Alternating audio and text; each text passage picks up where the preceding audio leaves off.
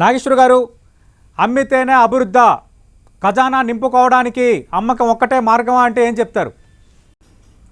ఇప్పుడు ఖజానా నింపుకొని ప్రజలకు మెయిల్ చేస్తానంటే ఏమైనా అర్థం ఉంటుంది? ఖజానా నింపుకొని ఎవరికి పెడుతున్నారు?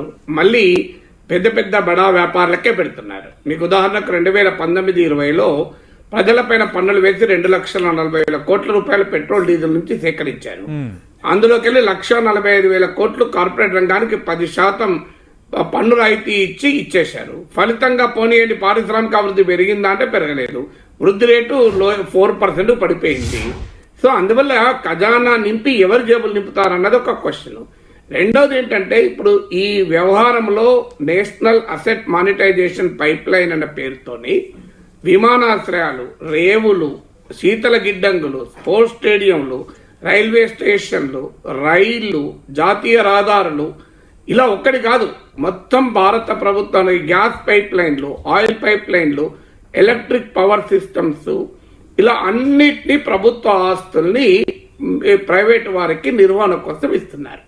దీని ఇంప్లికేషన్స్ ఏమిటి అని మనం క్వశ్చన్ అడిగినప్పుడు, ఇప్పుడు ఉదాహరణకు ఏటా 150,000 కోట్లు మేము సంపాదిస్తాం, 4 ఏళ్లలో 6 లక్షల కోట్లు వస్తాయని అంటున్నారు. ప్రభుత్వం ఇప్పటి వరకైనా మీకైనా ఎవరికైనా తెలిస్తే చెప్పండి, ఈ మానిటైజేషన్ కు పెట్టిన ఆస్తుల నుంచి ప్రభుత్వానికి ప్రస్తుతం వస్తున్న ఆదాయం ఎంత? ఉదాహరణకు ప్రస్తుతం 50,000 కోట్ల ఆదాయం వస్తే, రేపు ప్రైవేట్ వారికి అప్పచెప్తే 1,50,000 కోట్లు వస్తే సంతోషం, 1,00,000 కోట్లు వస్తుంది. కానీ ప్రస్తుతం ఎంత ఆదాయం వస్తుందో మనకు ఎవరికైనా తెలుసా? మీకెవరికైనా తెలుసా? నేను ఈ గూగుల్లో వెతికితే ఎక్కడా దొరకలేదు. సో ఇప్పుడు ఈ ఆస్తుల మీద ప్రస్తుతం వచ్చే ఆదాయం ఎంతో తెలియకుండా మీరు 1,50,000 కోట్లకు అప్పచెప్తామంటున్నారు. అంటే లాభాలు వచ్చేటువంటి ఆస్తుల్ని, ఆదాయాన్ని తెచ్చిపెడుతున్న ఆస్తుల్ని మీరు ప్రైవేట్ వాళ్ళ కొరకు మిల్కింగ్ చేసుకోవడానికి ఇచ్చేస్తున్నారు. ఇక రెండవది, ఇందులో ఆస్తులు 2 రకాలుగా ఉంటాయి. అన్యూటిలైజ్ ఆస్తులు అంటే ప్రభుత్వం ఇప్పటికీ కొన్ని వేల కోట్లు పెట్టి నిర్మించి అది ఉపయోగంగా లేకుండా నిరర్థకంగా ఉన్న ఆస్తులు ఉంటాయి. వాటిని ఎవరికైనా మానిటైజేషన్ పేరిట, మానిటైజేషన్ ఒక రకంగా అద్దెకి ఇవ్వడం, ఎవరికైనా ఇచ్చారనుకోండి, ఓకే, ప్రభుత్వానికి లాభం వస్తుంది, మంచిది, ఎందుకంటే ఆదాయం లేకుండా పని చేయకుండా పడి ఉన్నాయి కదా, అభ్యంతరం ఏం లేదు. కానీ అది ఎవరైనా ప్రైవేట్ వాళ్ళు తీసుకుంటారా? ఇప్పుడు ఎక్కువ లాభాలు వచ్చే దాంట్లో తీసుకుంటారు తప్ప, ఇప్పుడు రెంట్ వచ్చే ఇల్లును రెంటల్ ఏజెన్సీ వానికి అప్పచెప్తే రెంట్ ఇప్పిస్తాడు, రెంటే రాని ఇల్లు రెంటల్ ఏజెన్సీ వానికి అప్పచెప్తే రెంట్ ఇప్పిస్తాడు ఎవడన్నా? మీరు కామన్ సెన్స్ చెప్తుంది కదా. అంటే అన్యూటిలైజ్ అసెట్స్ కొమో ప్రైవేట్ వాడు ముందుకు రాడు.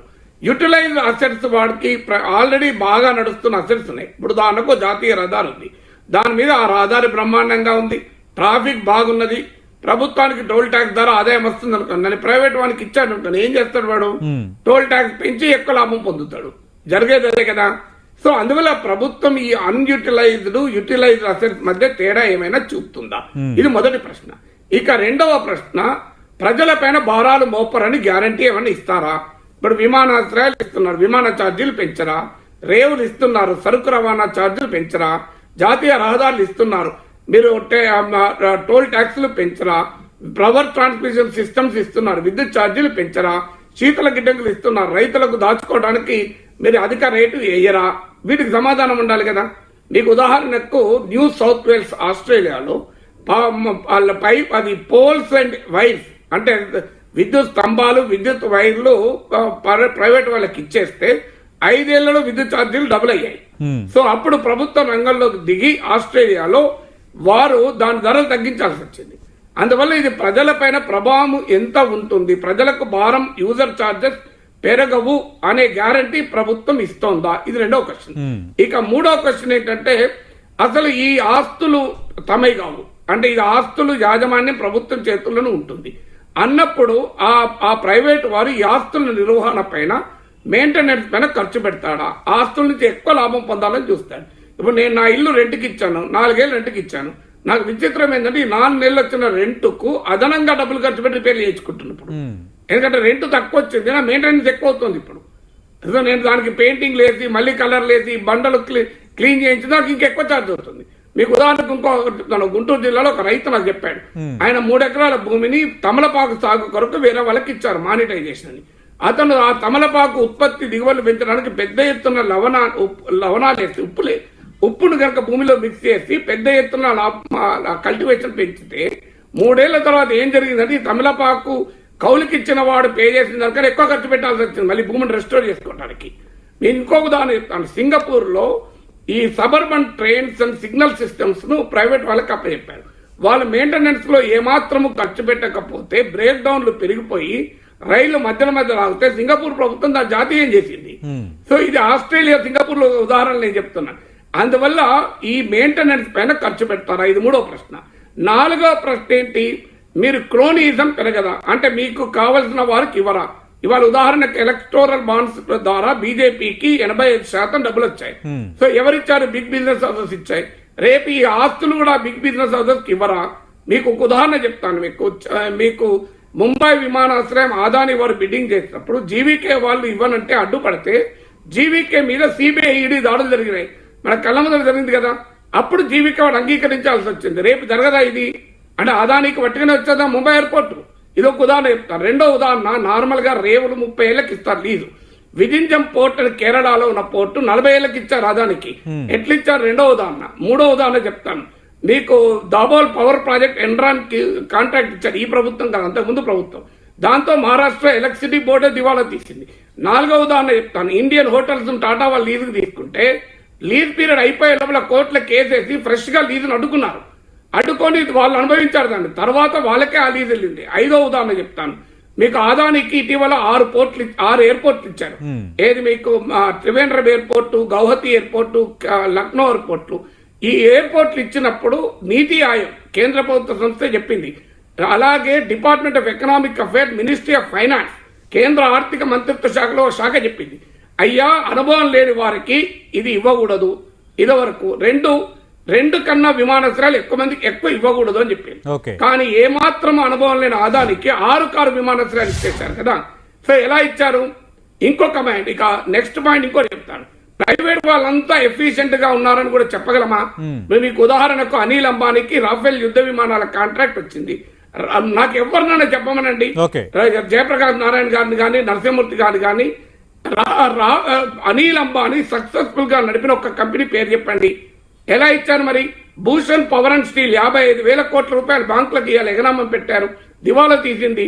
మీకు అలాగే ఎస్ఆర్ స్టీల్ 20,000 కోట్లు బ్యాంకులకు ఎగనామం పెట్టింది, దివాలా తీసింది. వీడియోకాన్ 64,000 కోట్లు బ్యాంకులకు ఎగనామం పెట్టింది, దివాలా తీసింది. ఎస్ బ్యాంక్ దివాలా తీస్తే ప్రభుత్వ రంగ బ్యాంకుల్లో కలిపారు దాన్ని. సో ఇన్ని ప్రైవేట్ బ్యాంకులు, ఇన్ఫోసిస్ కు అంత పెద్ద గొప్ప కంపెనీ కదా, ఐటీ వెబ్సైట్ తయారు చేయమంటే ఇప్పటి వరకు తయారు కాలే. నిన్న కాక మొన్న నిర్మలా పిలిచి తిట్టారు, ఒక వెబ్సైట్ తయారు చేయాలి ఇన్ఫోసిస్. మరి ఇవన్నీ రేపు కనుక ఈ ప్రభుత్వ ఆస్తుల్ని మీరు ప్రైవేట్ వారికి ఇస్తే, నేను ఇన్ని ఉదాహరణలు చెప్పాను మీకు ప్రైవేట్ ఇన్ఎఫిషియన్సీ. ప్రైవేట్ లో సక్సెస్ఫుల్ గా నడిచినవి కూడా ఉన్నాయి, లేవని నేను అంటలేను. కానీ ఇన్ఎఫిషియెంట్ గా నడిపారనుకోండి, ఏంటి మార్గం? మీరు అనొచ్చు ప్రైవేట్ వాళ్ళు ఇన్ఎఫిషియెంట్ నడితే వాళ్ళే నష్టపోతారు. వాళ్ళు నష్టపోరు. ప్రైవేట్ వాళ్ళు ప్రభుత్వ బ్యాంకులు అంటే మన బ్యాంకులు, మా ప్రభుత్వ కానీ ప్రైవేట్ బ్యాంకుల్లో కానీ డబ్బు మనది కదా, మన డబ్బులే తీసుకొని పోయి అవి ప్రభుత్వ ఆస్తులకు బిడ్డింగ్ చేస్తారు. మన దగ్గర మన బ్యాంకుల నుంచి రుణాలు తీసుకునే పోయే కదా వాళ్ళు తీసుకునేది. వాళ్ళు దెబ్బతింటే మనమే కదా దెబ్బతినేది. అందువల్ల ఈ ప్రశ్నలకు అన్నిటికీ ఆన్సర్లు చెప్తారా? రైట్, ఖచ్చితంగా ఆ ఆన్సర్లకు అనుకునే ప్రయత్నం చేద్దాం. నాగేశ్వర్ గారు, నరసింహమూర్తి గారు, నాగేశ్వర్ గారు చాలా పాయింట్లు రేజ్ చేస్తున్నారు. ఒకటి, ఇక్కడ జరుగుతున్న చర్చ ఒక్కటే, ఖజానా భర్తీకి ప్రభుత్వాలకు అమ్మకం ఒకటే మార్గమా అన్నది ఒక ప్రశ్న.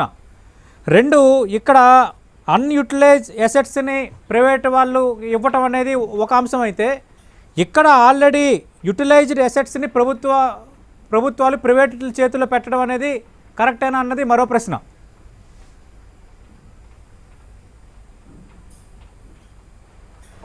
ఒక్క విషయం అండి, చాలా రకాలుగా చాలా విషయాలు చెప్పారు నాగేశ్వర్ గారు, ఆల్ ఎడ్యుకేటివ్గా చెప్పారు.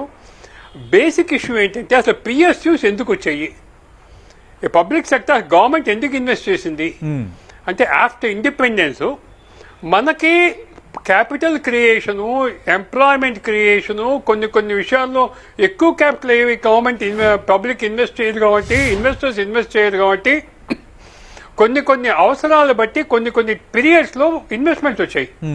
సో అవి ఇప్పుడు ఫార్మా సెక్టార్ ఉంది. ఆ ఫార్మా సెక్టార్లో టెక్నాలజీ లేదు, ఇన్వెస్ట్మెంట్ ఎక్కువ చేయాలి. ఆ విధంగా ఎయిర్పోర్ట్ సెక్టార్ ఉంది, ఎయిర్లైన్ సెక్టార్ ఉంది, ఇన్వెస్ట్మెంట్ ఎక్కువ ఉంది, ఎక్కువ వాళ్ళు చేయలేరు. స్టీల్ సెక్టార్ ఉంది, చేయలేరు ప్రైవేట్ సెక్టారు. ఆ విధంగా ఏమిటంటే మనం ఒక our history of 70 years we are under develop, అన్ని షార్టేజెస్ ఉండేవి. సిమెంట్కి పోయి మున్సిపాలిటీ ఆఫీస్లో ఉంచిన వాళ్ళం, తాలూకా ఆఫీస్లో ఉంచిన వాళ్ళం, ఎన్ని గదులు ఉన్నాయి ఇళ్ళు అని చెప్పి. అంటే మన ప్రజలకి చాలా మందికి హిస్టరీ తెలిసి ఉండకపోవచ్చు. 60, 70, 50 ఏళ్ళ పై వాళ్ళకి తెలిస్తే మేమంతా క్యూలో నుంచిన వాళ్ళం పాల సీసా కోసం అని చెప్పి, ఎంతమంది ఇంట్లో పిల్లలు ఉన్నారంటే ఇన్ని సీసా అని చెప్పి కార్డు ఇచ్చేవారు. So India was in deficient in various sectors. We use to have shortages. After liberalisation 80s తర్వాత మన షార్టేజెస్ తగ్గాయి మనకి. We have come to surplus society. అంటే ఏమిటంటే షార్టేజెస్ నుంచి సర్ప్లస్ రావడానికి కారణం ఏంటి? పబ్లిక్ సెక్టర్ కాదండి. Public sector only enabled them. Public sector role ఏం చేయాలంటే, ఇదివరకు రోల్ వేరు, ప్రస్తుతం రోల్ వేరు. Today we are in a position of surpluses in every commodity. So అందుకని చెప్పేసి మనం నాగేశ్వరరావు చెప్పినట్టు నెగిటివ్స్ ఉన్నాయి, కానీ పాజిటివ్స్ మనం మర్చిపోకూడదు. టుడే మిల్క్ రివల్యూషన్ వచ్చింది. ప్రైవేట్ సెక్టర్ ఎంత చక్కగా మిల్క్ ప్రైవేట్ చేసింది. మన చిన్నప్పుడు కాఫీ తాగడానికి ఎంత కష్టపడేవాళ్ళం. నేను నాకు గుర్తుంది, క్యూలో నుంచి పాల సీసా కోసం, ఆ కార్డు కోసం ఒక హాఫ్ డే పోయేది. సో ఈ విధంగా ఫ్రమ్ షార్టేజెస్, సిమెంట్ బస్తా దొరికేది కాదు మార్కెట్లో, స్టీల్ దొరికేది కాదు. మాకు ఇల్లు కట్టుకోవాలంటే స్టీల్ పోవాల్సి వచ్చేది అప్రూవల్కి. అక్కడి నుంచి we came to surpluses. So దీనికి public sector has played a very vital role. And there is no doubt about it. Public ఆస్తులు క్రియేట్ చేశారు, గవర్నమెంట్ ఫెసిలిటేటింగ్ రోల్ చేసింది. టుడే ఆ రోల్ అయిపోయింది. ఇవాళ మన క్యాపిటల్ క్రియేషన్ కావాలి. లాస్ట్ ఇయర్ బడ్జెట్లో క్యాపిటల్ ఎక్స్పెండిచర్ 44,000 కోట్లు స్పెండ్ చేశారు. సరిపోట్ల మనకి వాళ్ళ క్యాపిటల్ డెఫిషియన్సీ ఉంది. ఫర్ ఎగ్జాంపుల్ డిఫెన్స్ సెక్టార్ని 70 ఏళ్ళుగా మనం నెగ్లెక్ట్ చేసాం, హెల్త్ సెక్టార్ని నెగ్లెక్ట్ చేసాం, ఇన్ఫ్రాస్ట్రక్చర్ సెక్టార్ని నెగ్లెక్ట్ చేసాం, అగ్రికల్చర్ సెక్టార్లో ఇన్ఫ్రా క్రియేట్ చేయలేదు మనం. So in the lot of sectors లో ఎక్కడెక్కడైతే బిజినెస్ లో అసెట్ క్రియేట్ చేసిందో గవర్నమెంట్, అది విత్డ్రా చేసి we have to spend on other sectors where deficiency is there. Today if you see the border roads organisation కానివ్వండి, defence కానివ్వండి, ఎంత security కోసం మన ఇండియా స్పెండ్ చేసిన గవర్నమెంట్ గత 70 ఏళ్ళలో లేని గత 5 ఏళ్ళు స్పెండ్ చేసింది. అంటే గవర్నమెంట్ సమర్థిస్తున్నాను, సమర్థించట్లేదు. నరసింహమూర్తి గారు ఆర్థికంగా బలోపేతం కావాలనుకోవడం కరెక్టే, కాదనటం లేదు. ఆర్థికంగా బలోపేతం కావాలనుకోవడం కరెక్టే. నేను చెప్పేది వినండి. డబ్బులు ఎక్కడి నుంచి వస్తాయి? అలాగే డబ్బులు ఎక్కడి నుంచి వస్తాయి? అలాగే డబ్బులు ఎక్కడి నుంచి వస్తాయి చెప్పండి. అంటే మీకు కోవిడ్ వచ్చింది, కోవిడ్ లో you to spend money.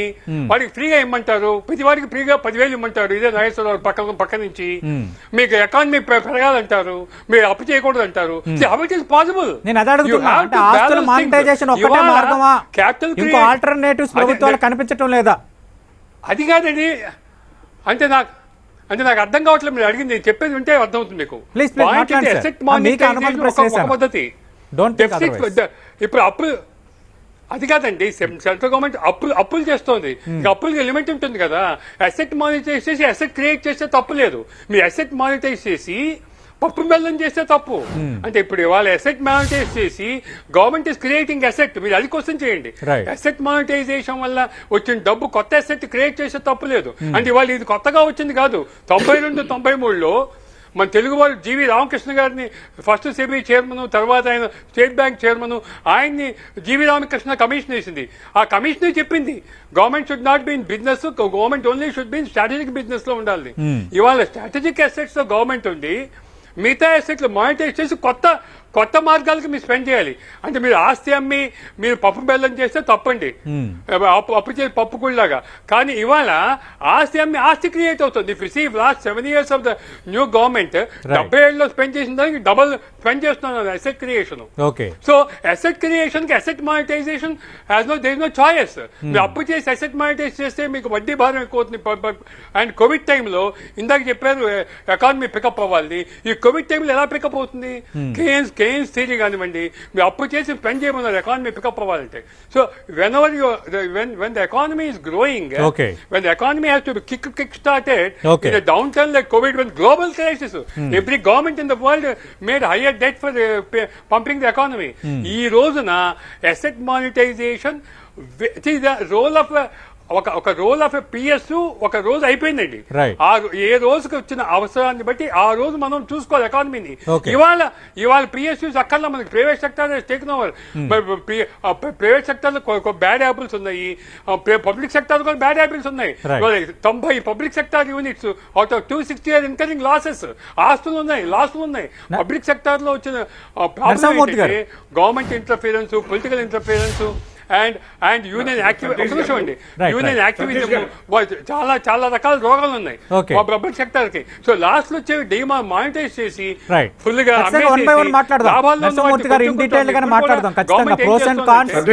Pros and cons రెండు వైపులా మాట్లాడదాం. నాగేశ్వర్ గారు ఎసెట్స్ మానిటైజేషన్ చేసి ఎసెట్ క్రియేట్ చేస్తే తప్పేంటి?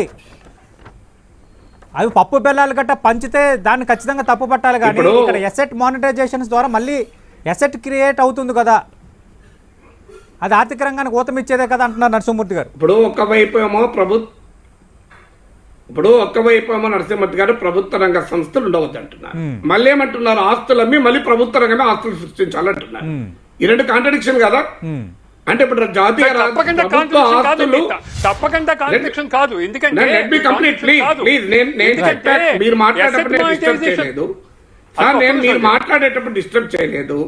దయచేసి నేను మాట్లాడక మీరు చెప్పండి, ఇబ్బంది ఏమీ లేదు. సతీష్ గారు, ఇప్పుడు నరసింహమూర్తి గారు చాలా విచిత్రంగా వాదన చేశారు. ఒకవైపు అంటారు ప్రభుత్వ రంగం ఉండకూడదు, దాని పని అయిపోయింది, పర్పస్ అయిపోయింది, అందుకే ప్రభుత్వ ఆస్తుల్ని ప్రైవేట్ వాళ్ళకి ఇవ్వాలంటున్నారు. మళ్ళీ ఏమంటున్నారు? ప్రైవేట్ వాళ్ళకి ఇవ్వడం ద్వారా వచ్చిన డబ్బులతో మళ్ళీ ప్రభుత్వ ఆస్తులు కల్పించాలంటున్నారు. విచిత్రంగా ఉంది చూడండి ఆర్గ్యుమెంట్. అంటే అర్థం ఏంటి? ప్రభుత్వ ఆస్తులు కల్పించి ప్రైవేట్ వాళ్ళకి అప్పచెప్పాలి, ఇది సిద్ధాంతం. అంటే ప్రైవేట్ వాళ్ళు లాభాలు సంపాదించుకోవాలి. నరసింహమూర్తి గారు ఇల్లు కట్టి నాకు ఇవ్వమనండి, నేను రెండుకి ఇచ్చుకుంటా, బ్రహ్మాండంగా ఉంటుంది కదా. నరసింహమూర్తి గారు 4-5 ఇల్లు కట్టి నాకు ఇవ్వమనండి, నేను రెండుకి ఇచ్చుకుంటా, నేను సంపాదించుకుంటా. నరసింహమూర్తి గారికి 5,000 3,000 ఇస్తాను నెలకు. సో ఇదా సిద్ధాంతం, ఆర్థిక సిద్ధాంతం. ఇంకొకటి, ఇప్పుడు ఆర్థిక సంస్కరణలు ప్రభుత్వ రంగం మంచి చెడు గురించి కాదు మన topic national monetisation pipeline గురించి. ఇది ఎట్లా లాభమో ఎట్లా ప్రమాదమో నేను కొన్ని ఉదాహరణలు చెప్పాను. మీకు ఛార్జీలు పెరగాయా? దీనిపైన నరసింహమూర్తి గారు సమాధానం లేదు.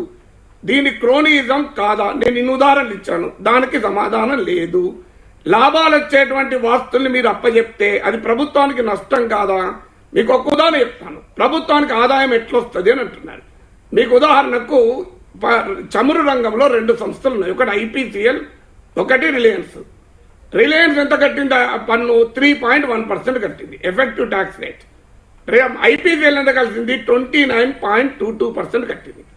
మరి ముఖేష్ అంబానీ ఎందుకు పన్ను ఎగ్గొట్టగలిగాడు? ఎగ్గొట్టడం అంటే అర్థం చట్టబద్ధంగా చట్టవిరుద్ధంగా చేశానని అంటలేదు. కానీ ఎఫెక్టివ్ ట్యాక్స్ రేట్ మీరు గూగుల్లో కొట్టండి వస్తుంది. Effective tax rate of Reliance industries limited అని 3.1%. అంటే 55,461 కోట్లు ప్రాఫిట్ వస్తే 3% పన్ను కట్టాడు. మరి రిలయన్స్ IPCL ప్రభుత్వం అంతా 29% పన్ను కట్టింది. ఇక్కడ తేడా అర్థమవుతుంది కదా. రేపు ప్రభుత్వ ఆస్తులు ప్రైవేట్ పరం పోతే వాళ్ళు పన్నులు కడతారా? మీరు ఇప్పుడు ఉదాహరణకు విశాఖ స్టీల్ ప్లాంట్ 5,000 కోట్లు ప్రభుత్వం పెట్టుబడి పెడితే 42,000 కోట్లు డివిడెండ్ రూపంలో పన్నుల రూపంలో ఇచ్చింది. బ్యాంకుకు ఒక్క నయా పైసా కొట్లే. భూషణ్ స్టీలు, SR స్టీల్ కలిపి 75,000 కోట్లు ఎగ్గొట్టారు. ఏం చెప్పండి దీనికి ఆన్సరు? మీకు ఇంకొక ఉదాహరణ చెప్తాను. వోడాఫోన్ ఇండియా, దీని చైర్మన్ ఎవరు? కుమారమంగళం బిర్లా. అంటే భారతదేశంలో ప్రైవేట్ రంగ దిగ్గజం కదా. ఆయన ఇటీవల భారత ప్రధానమంత్రి లేఖ రాశాడు, అయ్యా నా వాటా ఇచ్చేస్తా, ప్రభుత్వం తీసుకోండి అని.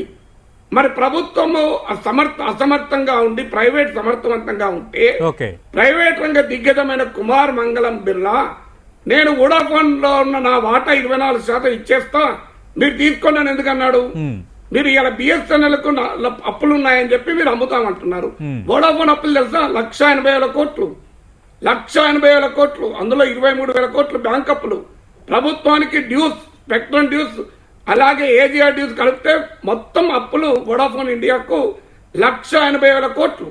మరి ఈ ప్రైవేట్ రంగ ఇన్ఎఫిషియన్సీ గురించి నరసింహమూర్తి గారు, JP గారు ఎన్నడూ మాట్లాడేందుకు? ప్రభుత్వ రంగ అసమర్థం గురించి మాట్లాడాలి, ఖచ్చితంగా మాట్లాడాలి.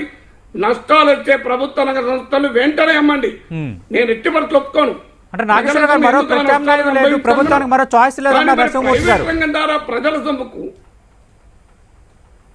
అరే నేను అంటున్నది ఏంటంటే నేను అడిగిన ప్రశ్నలకు సమాధానం చెప్పమనండి. ఓకే, ప్రైవేట్ రంగంలో ఎఫిషియన్సీ ఉంటే వోడాఫోన్ ఇండియా వాళ్ళు ప్రభుత్వాన్ని ఎందుకు తీసుకోమంటారు? రైట్. ఎస్ బ్యాంక్ ఎక్కడ కలిపారు? ఏ ప్రైవేట్ బ్యాంకులను కలిపారా? ఎస్ బ్యాంక్ దివాలా తీస్తే ఇది ఇటీవల ఎగ్జాంపుల్ కదా. మనము ఫ్యాక్ట్స్ మాట్లాడతాం, సిద్ధాంతము తత్వశాస్త్రం మాట్లాడితే ఉపయోగం ఉండదు. స్పెసిఫిక్ ఎగ్జాంపుల్స్ తో నేను చెప్తున్నాను. మీరు మార్కెట్ లో క్యాపిటలిజం అంటే ఏంటిది? కాంపిటేటివ్ మార్కెట్ ఎకానమీ, పోటీ పెంచాలి. ఇది కదా క్యాపిటలిజం అంటే. ఇవాళ మీరు టెలికాం రంగంలో చూడండి, 2009 లో top 3 telecom companies market share 54%. ఇవాళంతా 89%. వోడాఫోన్ ఇండియా ఎత్తేస్తే ఒక్క జియో వరకే 50% వస్తుంది. మరి మార్కెట్ మోనోపలి వద్దని అమెరికా చెప్తోంది కదా.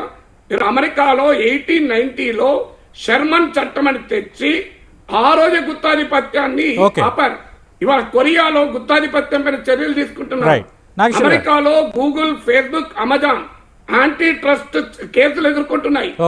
మన భారతదేశంలో మనం డియోపోలీస్ ను, మోనోపోలీస్ ను, ట్రయోపోలీస్ ను పెంచుకుందామా? దీని గురించి ఎందుకు మాట్లాడారు? ప్రస్తుతం డిబేట్ లో జాయిన్ అవుతున్నారు సిపిఎం పొలిట్ బ్యూరో సభ్యులు బివి రాఘుల్ గారు ఢిల్లీ నుంచి. రాఘుల్ గారితో మాట్లాడే ముందు నరసింహమూర్తి గారు, రేపొద్దున్న యూజర్ ఛార్జీలు పెరగవని ప్రభుత్వం ఒక గ్యారంటీ ఇవ్వగలదా? ప్రోస్ అండ్ కాన్స్ కోసం మాట్లాడుకుంటున్నాం కాబట్టి జరగబోయే నష్టానికి ఎవరు జవాబుదారు అనేది నాగేశ్వర్ గారి ప్రశ్న. నాగేశ్వర గారు ఒక ప్రశ్న కాదు, చాలా ప్రశ్నలు చేశారు. ఫస్ట్ ఒక ప్రశ్నకు సమాధానం చెప్తా, వన్ బై వన్. ఫస్ట్ ఆయన ఏమన్నారంటే గవర్నమెంట్ అసెట్ తీసేసి మళ్ళీ అసెట్ క్రియేట్ చేస్తున్నారు అన్నారు. అది మీరు కాంట్రడిక్షన్ కాదండి. ఎందుకంటే డిఫరెంట్ పాయింట్స్ ఆఫ్ టైంలో డిఫరెంట్ నీడ్స్ ఉంటాయి. అప్పుడు కమర్షియల్ అసెట్స్ క్రియేట్ చేశారు, ఇప్పుడు పబ్లిక్ అసెట్స్ క్రియేట్ చేస్తున్నారు. డిఫెన్స్ ఎక్విప్మెంట్స్, రోడ్స్ ఫామ్ చేయటం, ఇన్ఫ్రాస్ట్రక్చర్ డెవలప్మెంట్, అగ్రికల్చర్లో స్పెండ్ చేయటం, అది కమర్షియల్ అసెట్ కాదు. అది ప్రైవేట్ సెక్టర్ ఇన్వెస్ట్ చేయదు. మీకు అర్థమవుతుంది కదా. ప్రైవేట్ సెక్టర్ ఇన్వెస్ట్ చేయలేని capital assets now this government is doing. The days of commercial asset creation are over. ఇవాళ కమర్షియల్ అసెట్ గవర్నమెంట్ క్రియేట్ చేయక్కర్లా. నెంబర్ 1. నెంబర్ 2, గవర్నమెంట్లో ఇన్ఎఫిషియన్సీ ఉంది, ప్రైవేట్ సెక్టార్లోనే ఇన్ఎఫిషియన్సీ ఉంది. అన్ఫార్చునేట్గా ప్రైవేట్ సెక్టర్ ఇన్ఎఫిషియన్సీ కారణం మన రెగ్యులేటరీ వ్యవస్థ fail అవటం. మీకు ఆయన బిఎస్ఎన్ఎల్ చెప్పారు, బిఎస్ఎన్ఎల్ను వోడాఫోన్ చెప్పారు. ఇన్ఫాక్ట్ టోటల్ మీకు టెలిఫోన్ రంగంలో మరి ట్రాయ్ ఏం చేసిందండి? టెలిఫోన్ రెగ్యులేటరీ అథారిటీ ఫెయిల్ అయింది కదా. ఇవాళ బ్యాంకుల్లో కొన్ని పడిపోయి అంటారు, మరి ఆర్బీఐకి అకౌంటబిలిటీ లేదా? ఐఎల్ఎఫ్ఎస్ పడిపోయినప్పుడు మరి ఆర్బీఐకి తెలియదా? 5-6 ఏళ్ల నుంచి ఐఎల్ఎఫ్ఎస్ బాగాలేదని రాస్తున్నారు కదా రిపోర్టు, యాక్షన్ ఎందుకు తీసుకోవాలా? పంజాబ్ నేషనల్ బ్యాంకు మరి 4th బ్రాంచ్లో మరి ఎప్పుడైనా అడిగారా? ఎవరిని అడిగారా? రూట్ కాజ్ అనాలిసిస్ చేసి రెగ్యులేటరీ సిస్టమ్ ఆర్బీఐ స్ట్రెంగ్థన్ చేసిందా? అంటే ఏమిటంటే ప్రైవేటు పబ్లిక్ అని పాయింట్ కాదు. ఒక ఫెయిల్యూర్ వచ్చినప్పుడు ఆ రూట్ కాజ్ అనాలిసిస్ చేసి దాన్ని ఎలా ఫిక్స్ చేయాలి, అకౌంటబిలిటీ ఎలా ఫిక్స్ చేయాలి, వాళ్ళ ప్రొసీజర్ పబ్లిక్ లో ఇవాళ రెగ్యులేటరీ సిస్టమ్ గట్టిగా పనిచేస్తున్నా ఎక్కడ చెప్పగలం మనం? టెలిఫోన్ రెగ్యులేటర్ ఫెయిల్ అయ్యాడు, ఎయిర్లైన్ రెగ్యులేటర్ డీజీసీఏ ఫెయిల్ అయింది. మీకు మీకు మీకు ఎయిర్ డెక్కన్ వాడు వచ్చి మీరు 1000 రూపాయలకి ట్రావెల్ చేయిస్తాను, మీకు అన్ని చీప్ గా ఇస్తాను, ఊరికే ఫ్లై ఇస్తాను అని లాస్ట్లు చేసి మొత్తం సెక్టర్ కాంపిటీషన్ వచ్చి దెబ్బతింది కదా. ఒకప్పుడు you had a problem of granite industry sick అయింది. అవసరం లేకుండా అందరు గ్రనైట్ మ్యానుఫ్యాక్చరర్స్ తగ్గిస్తే రెగ్యులేట్ చేయడం మనకి. ఎప్పుడైనా ప్రైవేటైజ్ చేసినప్పుడు అదే సెక్టార్స్ లో మీకు ఫెయిల్యూర్ కనుక చూస్తే రెగ్యులేటరీ మెకానిజం సరిగ్గా పనిచేయకపోవడం వల్ల ఫెయిల్ అవుతుంది. అంటే రెగ్యులేటరీ మెకానిజం ఉన్నదే ఫెయిల్ అవుతుంది. అది ఒకటండి. ఎస్ బ్యాంక్ చెప్పారు, మరి ఇది classical case of regulatory mechanism failure. DHFL, Yes bank 2-3 కంపెనీలు కలిసి రూటింగ్ ఆఫ్ ఫండ్స్ చేసినప్పుడు what happen to regulatory mechanism? అంటే నేనేమంటున్నా అంటే ప్రైవేట్ సెక్టర్ ఎంత బాగా పనిచేసి ఎయిర్లైన్ హైదరాబాద్ ఎయిర్పోర్ట్ ప్రైవేటైజ్ అయింది, మీకేం పెరిగాయి టికెట్లు, ఇప్పుడు ఎంత ఎఫిషియెంట్ గా సర్వీస్ అవుతుంది. మీ సక్సెస్ స్టోరీస్ చెప్పకుండా ఫెయిల్యూర్ స్టోరీస్ డిస్కస్ చేసుకుంటే ఎలాగో? ఫెయిల్యూర్ స్టోరీస్ 100 చెప్పొచ్చు మన గవర్నమెంట్ ప్రైవేట్ సెక్టర్ అని కాదు. ఇక్కడ ఫెయిల్యూర్ అయినప్పుడు ఆ రెగ్యులేటరీ సిస్టమ్ ఫెయిల్యూరా, ప్రాసెస్ ఫెయిల్యూరా, మనుషులు ఫెయిల్యూరా, ఎక్కడ ఫెయిల్ అయింది, ఎక్కడ కరెక్టివ్ స్టెప్స్ తీసుకోవాలి తప్ప ఫెయిల్యూర్స్ అన్ని చోట్ల ఉంటాయి. అందుకని రిఫార్మ్ వద్దంటే ఎలాగూ? రిఫార్మ్ లో 100 రకాల సక్సెస్ స్టోరీస్ ఉన్నాయి. మరి steel sector success story, cement sector success story, మరి milk sector success story privatisation అవటం వల్ల మీకు 100 సెక్టార్లు మన ఇండియాలో చెప్పుకోవచ్చు సక్సెస్ స్టోరీస్. ఫెయిల్యూర్ తీసుకుని ఏమి చేయమంటే ఎలాగూ? ఇల్లు కడదామంటే ఏమంటే వాన వస్తుంది పాడైపోతుందంటే బిల్లు కట్టడం మానేస్తామా? అంటే you have to go on doing it. ఇవాళ నేను చెప్పేది ఏమిటంటే పబ్లిక్ సెక్టర్ ఒక టైంలో, అప్పుడు గవర్నమెంట్కి ఒక టైంలో బిజినెస్ అసెట్లు క్రియేట్ చేయడం అవసరం. ఇవాళ సోషల్ అసెట్స్ క్రియేట్ చేయడం అవసరం. అందుకే మానిటైజ్ ఇక్కడ సరిగ్గా ఉండేట్టుగా చేయటం అనేది అది కరెక్ట్ డిప్లాయ్మెంట్ ఆఫ్ క్యాపిటల్. లేకపోతే క్యాపిటల్ ఆనందంగా ఉండిపోతుంది. పైగా రిలయన్స్ నేను సపోర్ట్ చేస్తున్నాను కాదు, the contribution of Reliance industry towards dollars in our earning, how much petroleum sector, Reliance ki IOC ki సంబంధం ఉందండి. Why IOC could not invest in modernization? మనకి ఏమండి ఒక్క నిమిషం, తారు అమ్ముతున్నారు, తారు రోడ్డుకి అమ్ముతున్నారు, బట్ తారు రాదు రిలయన్స్ లో. లాస్ట్ మినిట్ దాకా ఇన్వెస్ట్ చేశారు, ఫ్రాక్షనేషన్ చేస్తారు, దాని అంతా ఎక్స్పోర్ట్ ఇండియాకి రాదా Reliance products. And is paying 3 lakh crores of taxes per annum. And I'm not supporting Reliance. What I mean to say is, you appreciate the role of the private sector wherever private sector failed, and you correct it the course how you are doing it. అందుకని చెప్పి you can't విషమే private sector. Simply ఒక్కడే government అన్ని చేస్తే కాదు, అది కాని పని మనం డిస్కస్ చేస్తూ impractical things. So impractical things చేయకూడదు మనం discuss. We have to change with the changing times. నిన్న ఒక విధంగా ఉంది, రేపు ఒక విధంగా ఉంటుంది. We have to change times. Today దేశానికి సెక్యూరిటీ అవసరం, టుడే దేశానికి చాలా రోడ్లు అవసరం, బ్రాడర్ ఇన్ఫ్రాస్ట్రక్చర్ అవసరం. హెల్త్ సెక్టర్ మనం నెగ్లెక్ట్ చేసాం. So we have to agriculture sector చేయాలి. So I'm not saying commercial sector, I'm saying government public assets have to be. Okay Nageshwar గారు ఒక్క నిమిషం, రెండు నిమిషాలు నేను చెప్తాను. నాగేశ్వర్ గారు రాఘుల్ గారు వెయిట్ చేస్తున్నారు, ఒక్క నిమిషం రాఘుల్ గారు ఓన్లీ 2 minutes సతీష్ గారు. లేకపోతే నరసింహమూర్తి గారు దానికి ఒక్కదానికి నేను ఆన్సర్ చెప్తాను, 2 నిమిషాలు మాట్లాడండి సార్ బ్రీఫ్ గా. ఇప్పుడు అన్ని ప్రభుత్వంలో ఉండాలని నేను అనలేదు, అన్ని ప్రభుత్వం ఉండాలని నేను అనలేదు, ప్రైవేట్ రంగం ఉండకూడదని నేను అనలేదు. సో నేను అనని మాట నాకు అప్పచెప్తే నేనేం చేస్తాను? మంచిదే, ప్రభుత్వమా ప్రైవేటా కాదు, పనిచేసే రంగం ఉండాలంటున్నాను. ఇప్పుడు నరసింహమూర్తి గారే రెగ్యులేటరీ వ్యవస్థ ఫెయిల్ అయింది అంటున్నాడు. మరి ఇప్పుడు రెగ్యులేటరీ వ్యవస్థను బాగు చేసి ఈ అసెట్ మానిటైజేషన్ పైప్ లైన్ ప్రారంభించారా చెప్పమనండి. ఇప్పుడు ఇదే ఫెయిల్ అయిన రెగ్యులేటరీ సిస్టమ్ ఉండగానే అసెట్ మానిటైజేషన్ ప్లాన్ చేస్తే ఫెయిల్ కాదా? నేనేమంటున్నా, ఫెయిల్యూర్ లేకుండా సంస్కరణలు చేయమంటున్నా. లేదు ప్రైవేట్ వాళ్ళ లాభం వచ్చేలా మేము సంస్కరణలు చేస్తాము అని అంటున్నారు. ఇప్పుడు మీరు రెగ్యులేటరీ సిస్టమ్ ఇప్పుడు ఎక్కడ పెట్టారు? తర్వాత ఇప్పుడు నరసింహమూర్తి గారు రోడ్లు వేయాలంటారు, ఇన్ఫ్రాస్ట్రక్చర్ క్రియేట్ చేయాలంటారు. ఇప్పుడు ఈ అసెట్ మానిటైజేషన్ లో రోడ్లే అప్పచెప్పేది ప్రైవేట్ వాళ్ళకు. అరే విచిత్రంగా ఉంది. ప్రభుత్వము చేతుల్లో ఉన్న రోడ్లను, ఇన్ఫ్రాస్ట్రక్చర్ అంటే ఏంటి? ఇప్పుడు పైప్ లైన్లు ఇన్ఫ్రాస్ట్రక్చర్ కాదా? పవర్ ఇన్ఫ్రాస్ట్రక్చర్ కాదా? రైల్వేలు ఇన్ఫ్రాస్ట్రక్చర్ కాదా? విమానాశ్రయాలు, రేవులు.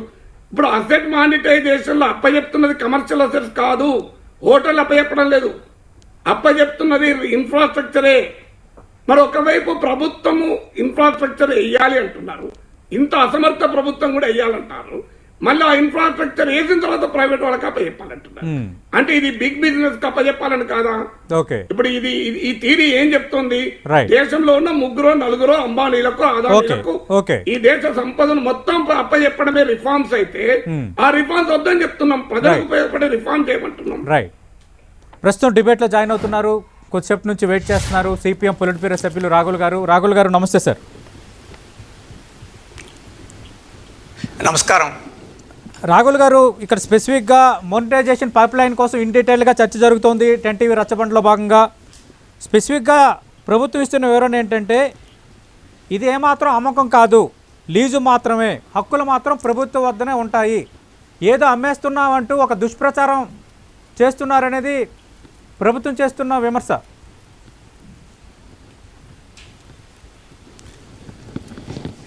ఇప్పుడు నాగేశ్వర్ గారు మాట్లాడారు, తర్వాత మిగతా వేరే పెద్దలు కూడా మాట్లాడారు. మొదటిది ఇది అమ్మకం కాదు, ఇది ఆదాయం రాబట్టుకోవడానికి లీజో లేకపోతే ఇతరులకి ఆ రకంగా అప్పగించడం అని చెప్పేసి అంటున్నారు. ఇప్పుడు చేసే పని, ఈ మానిటైజేషన్ పైప్ లైన్ పథకంలో జరిగే పని అమ్మకం కన్నా అత్యంత దుర్మార్గమైంది, అన్యాయమైంది అని చెప్పేసి నేను చెప్పదలుచుకున్నాను. ఎందుకంటే అమ్మకం అయితే రెడీ క్యాష్ జేబులోనే కనపడుద్ది. ఈ మానిటైజేషన్ పైప్ లైన్లో 6 లక్షల కోట్లు వస్తాయి అని చెప్పేసి అంటున్నారు. ఇప్పుడు ఈ అసెట్స్ అన్నిటి మీద ఎంత ఆదాయం వస్తుందో చెప్పి, ఆ తర్వాత ఈ 6 లక్షల కోట్లు దానికన్నా ఎక్కువ తక్కువ చెప్తే దీని మీద ఆదాయం వస్తుందా, లేకపోతే ఊరిక పేలాల పిండిలాగా పందారం చేస్తున్నారని చెప్పేసి అర్థం అవుతుంది. ఆ లెక్కలు వివరాలు లేవు. అందుకని ఇదంతా ఒక మోసపూరితమైన లెక్కల, ఒక మాయాజాలం తప్ప నిజమైన ఆదాయం ప్రభుత్వం వస్తుందని చెప్పేసి నీతి ఆయోగ్ పత్రాల్లో లేదు, ఇప్పుడు ప్రభుత్వం చెప్పలేదు, ఆర్థిక శాఖ మంత్రి సీతారామన్ గారు చెప్పలేదు. అందుకని ఈ 6 లక్షల కోట్లు అని చెప్పేసి ఒక పెద్ద మాయ కాదు, స్పష్టం అని చెప్పంటే ఇప్పుడు అసెట్స్ వాల్యుయేషన్ ఎంత, వాటి మీద ఆదాయం ఇప్పుడు ఎంత వస్తుంది, ఆదాయానికి మించి ఈ లీజులు ఇవ్వడం ద్వారా ఎంతగా అదనంగా వస్తుంది, ఈ లెక్కలని చెప్తే అప్పుడు ఎవరన్నా నమ్ముతాడు. ఆ లెక్కలు ఎవరూ చెప్పలేదు, ఇప్పుడు వరకు చెప్పడానికి కూడా సిద్ధంగా లేదు, వాళ్ళ దగ్గర లేవు. అందుకని ఇది ఒక పెద్ద మాయాజాలం, ఇప్పుడు ఒప్పించేదానికి మాయాజాలం తప్ప ఇంకోటి కాదు. ఇది మొదటి విషయం. రెండో విషయం ఏంటంటే ఈ మానిటైజేషన్ చేయడం లాభమా లేదా అని చెప్పేసి చెప్తూ ఇది వ్యాపార దృష్టితో జరిగాయని మానిటైజ్ చేయొచ్చు, ఆ వచ్చిన డబ్బుతోటి ఈరోజు ప్రజలకు ఉపయోగపడే ఇన్ఫ్రాస్ట్రక్చర్ నిర్మాణం చేస్తారని ఇంతకుముందు మాట్లాడిన పెద్ద చెప్పారు. ఇప్పుడు ప్రభుత్వం ప్రకటించిన దాని ప్రకారం 111 లక్షల కోట్ల రూపాయలతోటి ఇన్ఫ్రాస్ట్రక్చర్ ప్రోగ్రామ్స్ వాళ్ళు ప్రకటించారు. ఇప్పుడు ఈ 6 లక్షల కోట్లు 111 లక్షల్లో ఎంత అవుద్దండి? 5% కూడా ఉండదు. అంటే 111 లక్షల కోట్లతో ఖర్చు పెట్టి చేసే నిర్మాణానికి 5% డబ్బు తెచ్చి ఇదేదో కొత్త ఇన్ఫ్రాస్ట్రక్చర్ నిర్మించేదానికి గొప్ప సహాయం అని చెప్పేసి దీన్ని వాళ్ళు పోస్ట్ చేయడమే పెద్ద మోసం. అందుకని ఆ పేరు చెప్పి, ప్రజల పేరు చెప్పి, కొత్త మౌలిక సదుపాయాల పేరు చెప్పి ఉన్న ఆస్తుల్ని తమ స్నేహితులకి కట్టబెట్టే కార్యక్రమం తప్ప ఇంకోటి కాదు. ఇక మూడో విషయం ఏంటంటే ఇప్పుడు అమ్మేవన్నీ వ్యాపార ఆస్తులు అన్నట్టు, కొత్తగా నిర్మాణం అయిపోయాయని పబ్లిక్ అసెట్స్ అంటే ప్రజలకు ఉపయోగపడే అన్నట్టు చెప్తున్నారు. అది వ్యత్యాసం ఏంటో తెలియడంలా. ఇప్పుడు రోడ్లు ప్రజా అవసరం కాదా? విద్యుత్తు ప్రజా అవసరం కాదా? గ్యాస్ పైప్ లైన్లు ప్రజా అవసరం కాదా? వేర్ హౌసింగ్ అంటే మనం ధాన్య సేకరణ చేసే నిల్వ చేసే గోడౌన్లు అవన్నీ ప్రజా అవసరం కాదా? ఈ సోలార్ ప్లాంట్లు, హైడల్ ప్లాంట్స్ ఈరోజు ప్రైవేట్ వాళ్ళకి ఇస్తే చౌకైన విద్యుత్ ఉత్పత్తి చేసి క్రాస్ సబ్సిడీ చేసేదానికి వాటిని వినియోగిస్తున్నాం. అది కాదా? 90 రైళ్లను ఇస్తున్నారంటే శతాబ్ది, రాజధాని ఇటువంటి రైళ్ళన్నింటినీ ప్రైవేట్ వాళ్ళకి ఇచ్చి లాభాలు బాగా సంపాదించుకోమని చెప్పేసి వాళ్ళని సాధారణంగా లాభకరంగాని రూట్లన్నింటినీ ప్రభుత్వ రంగంలో ఉంచుకొని క్రాస్ సబ్సిడీ ఎలా చేస్తారని చెప్పేసి 400 స్టేషన్లు ప్రైవేట్, ఇక్కడ మంచి స్టేషన్స్, బాగా ఆదాయం వచ్చే స్టేషన్స్ అన్నింటినీ ప్రైవేట్ ఇస్తున్నారు. ఆదాయం లేని ప్రజలకు ఉపయోగపడే చిన్న స్టేషన్స్ అన్నింటినీ ఎవరు పోషిస్తారు?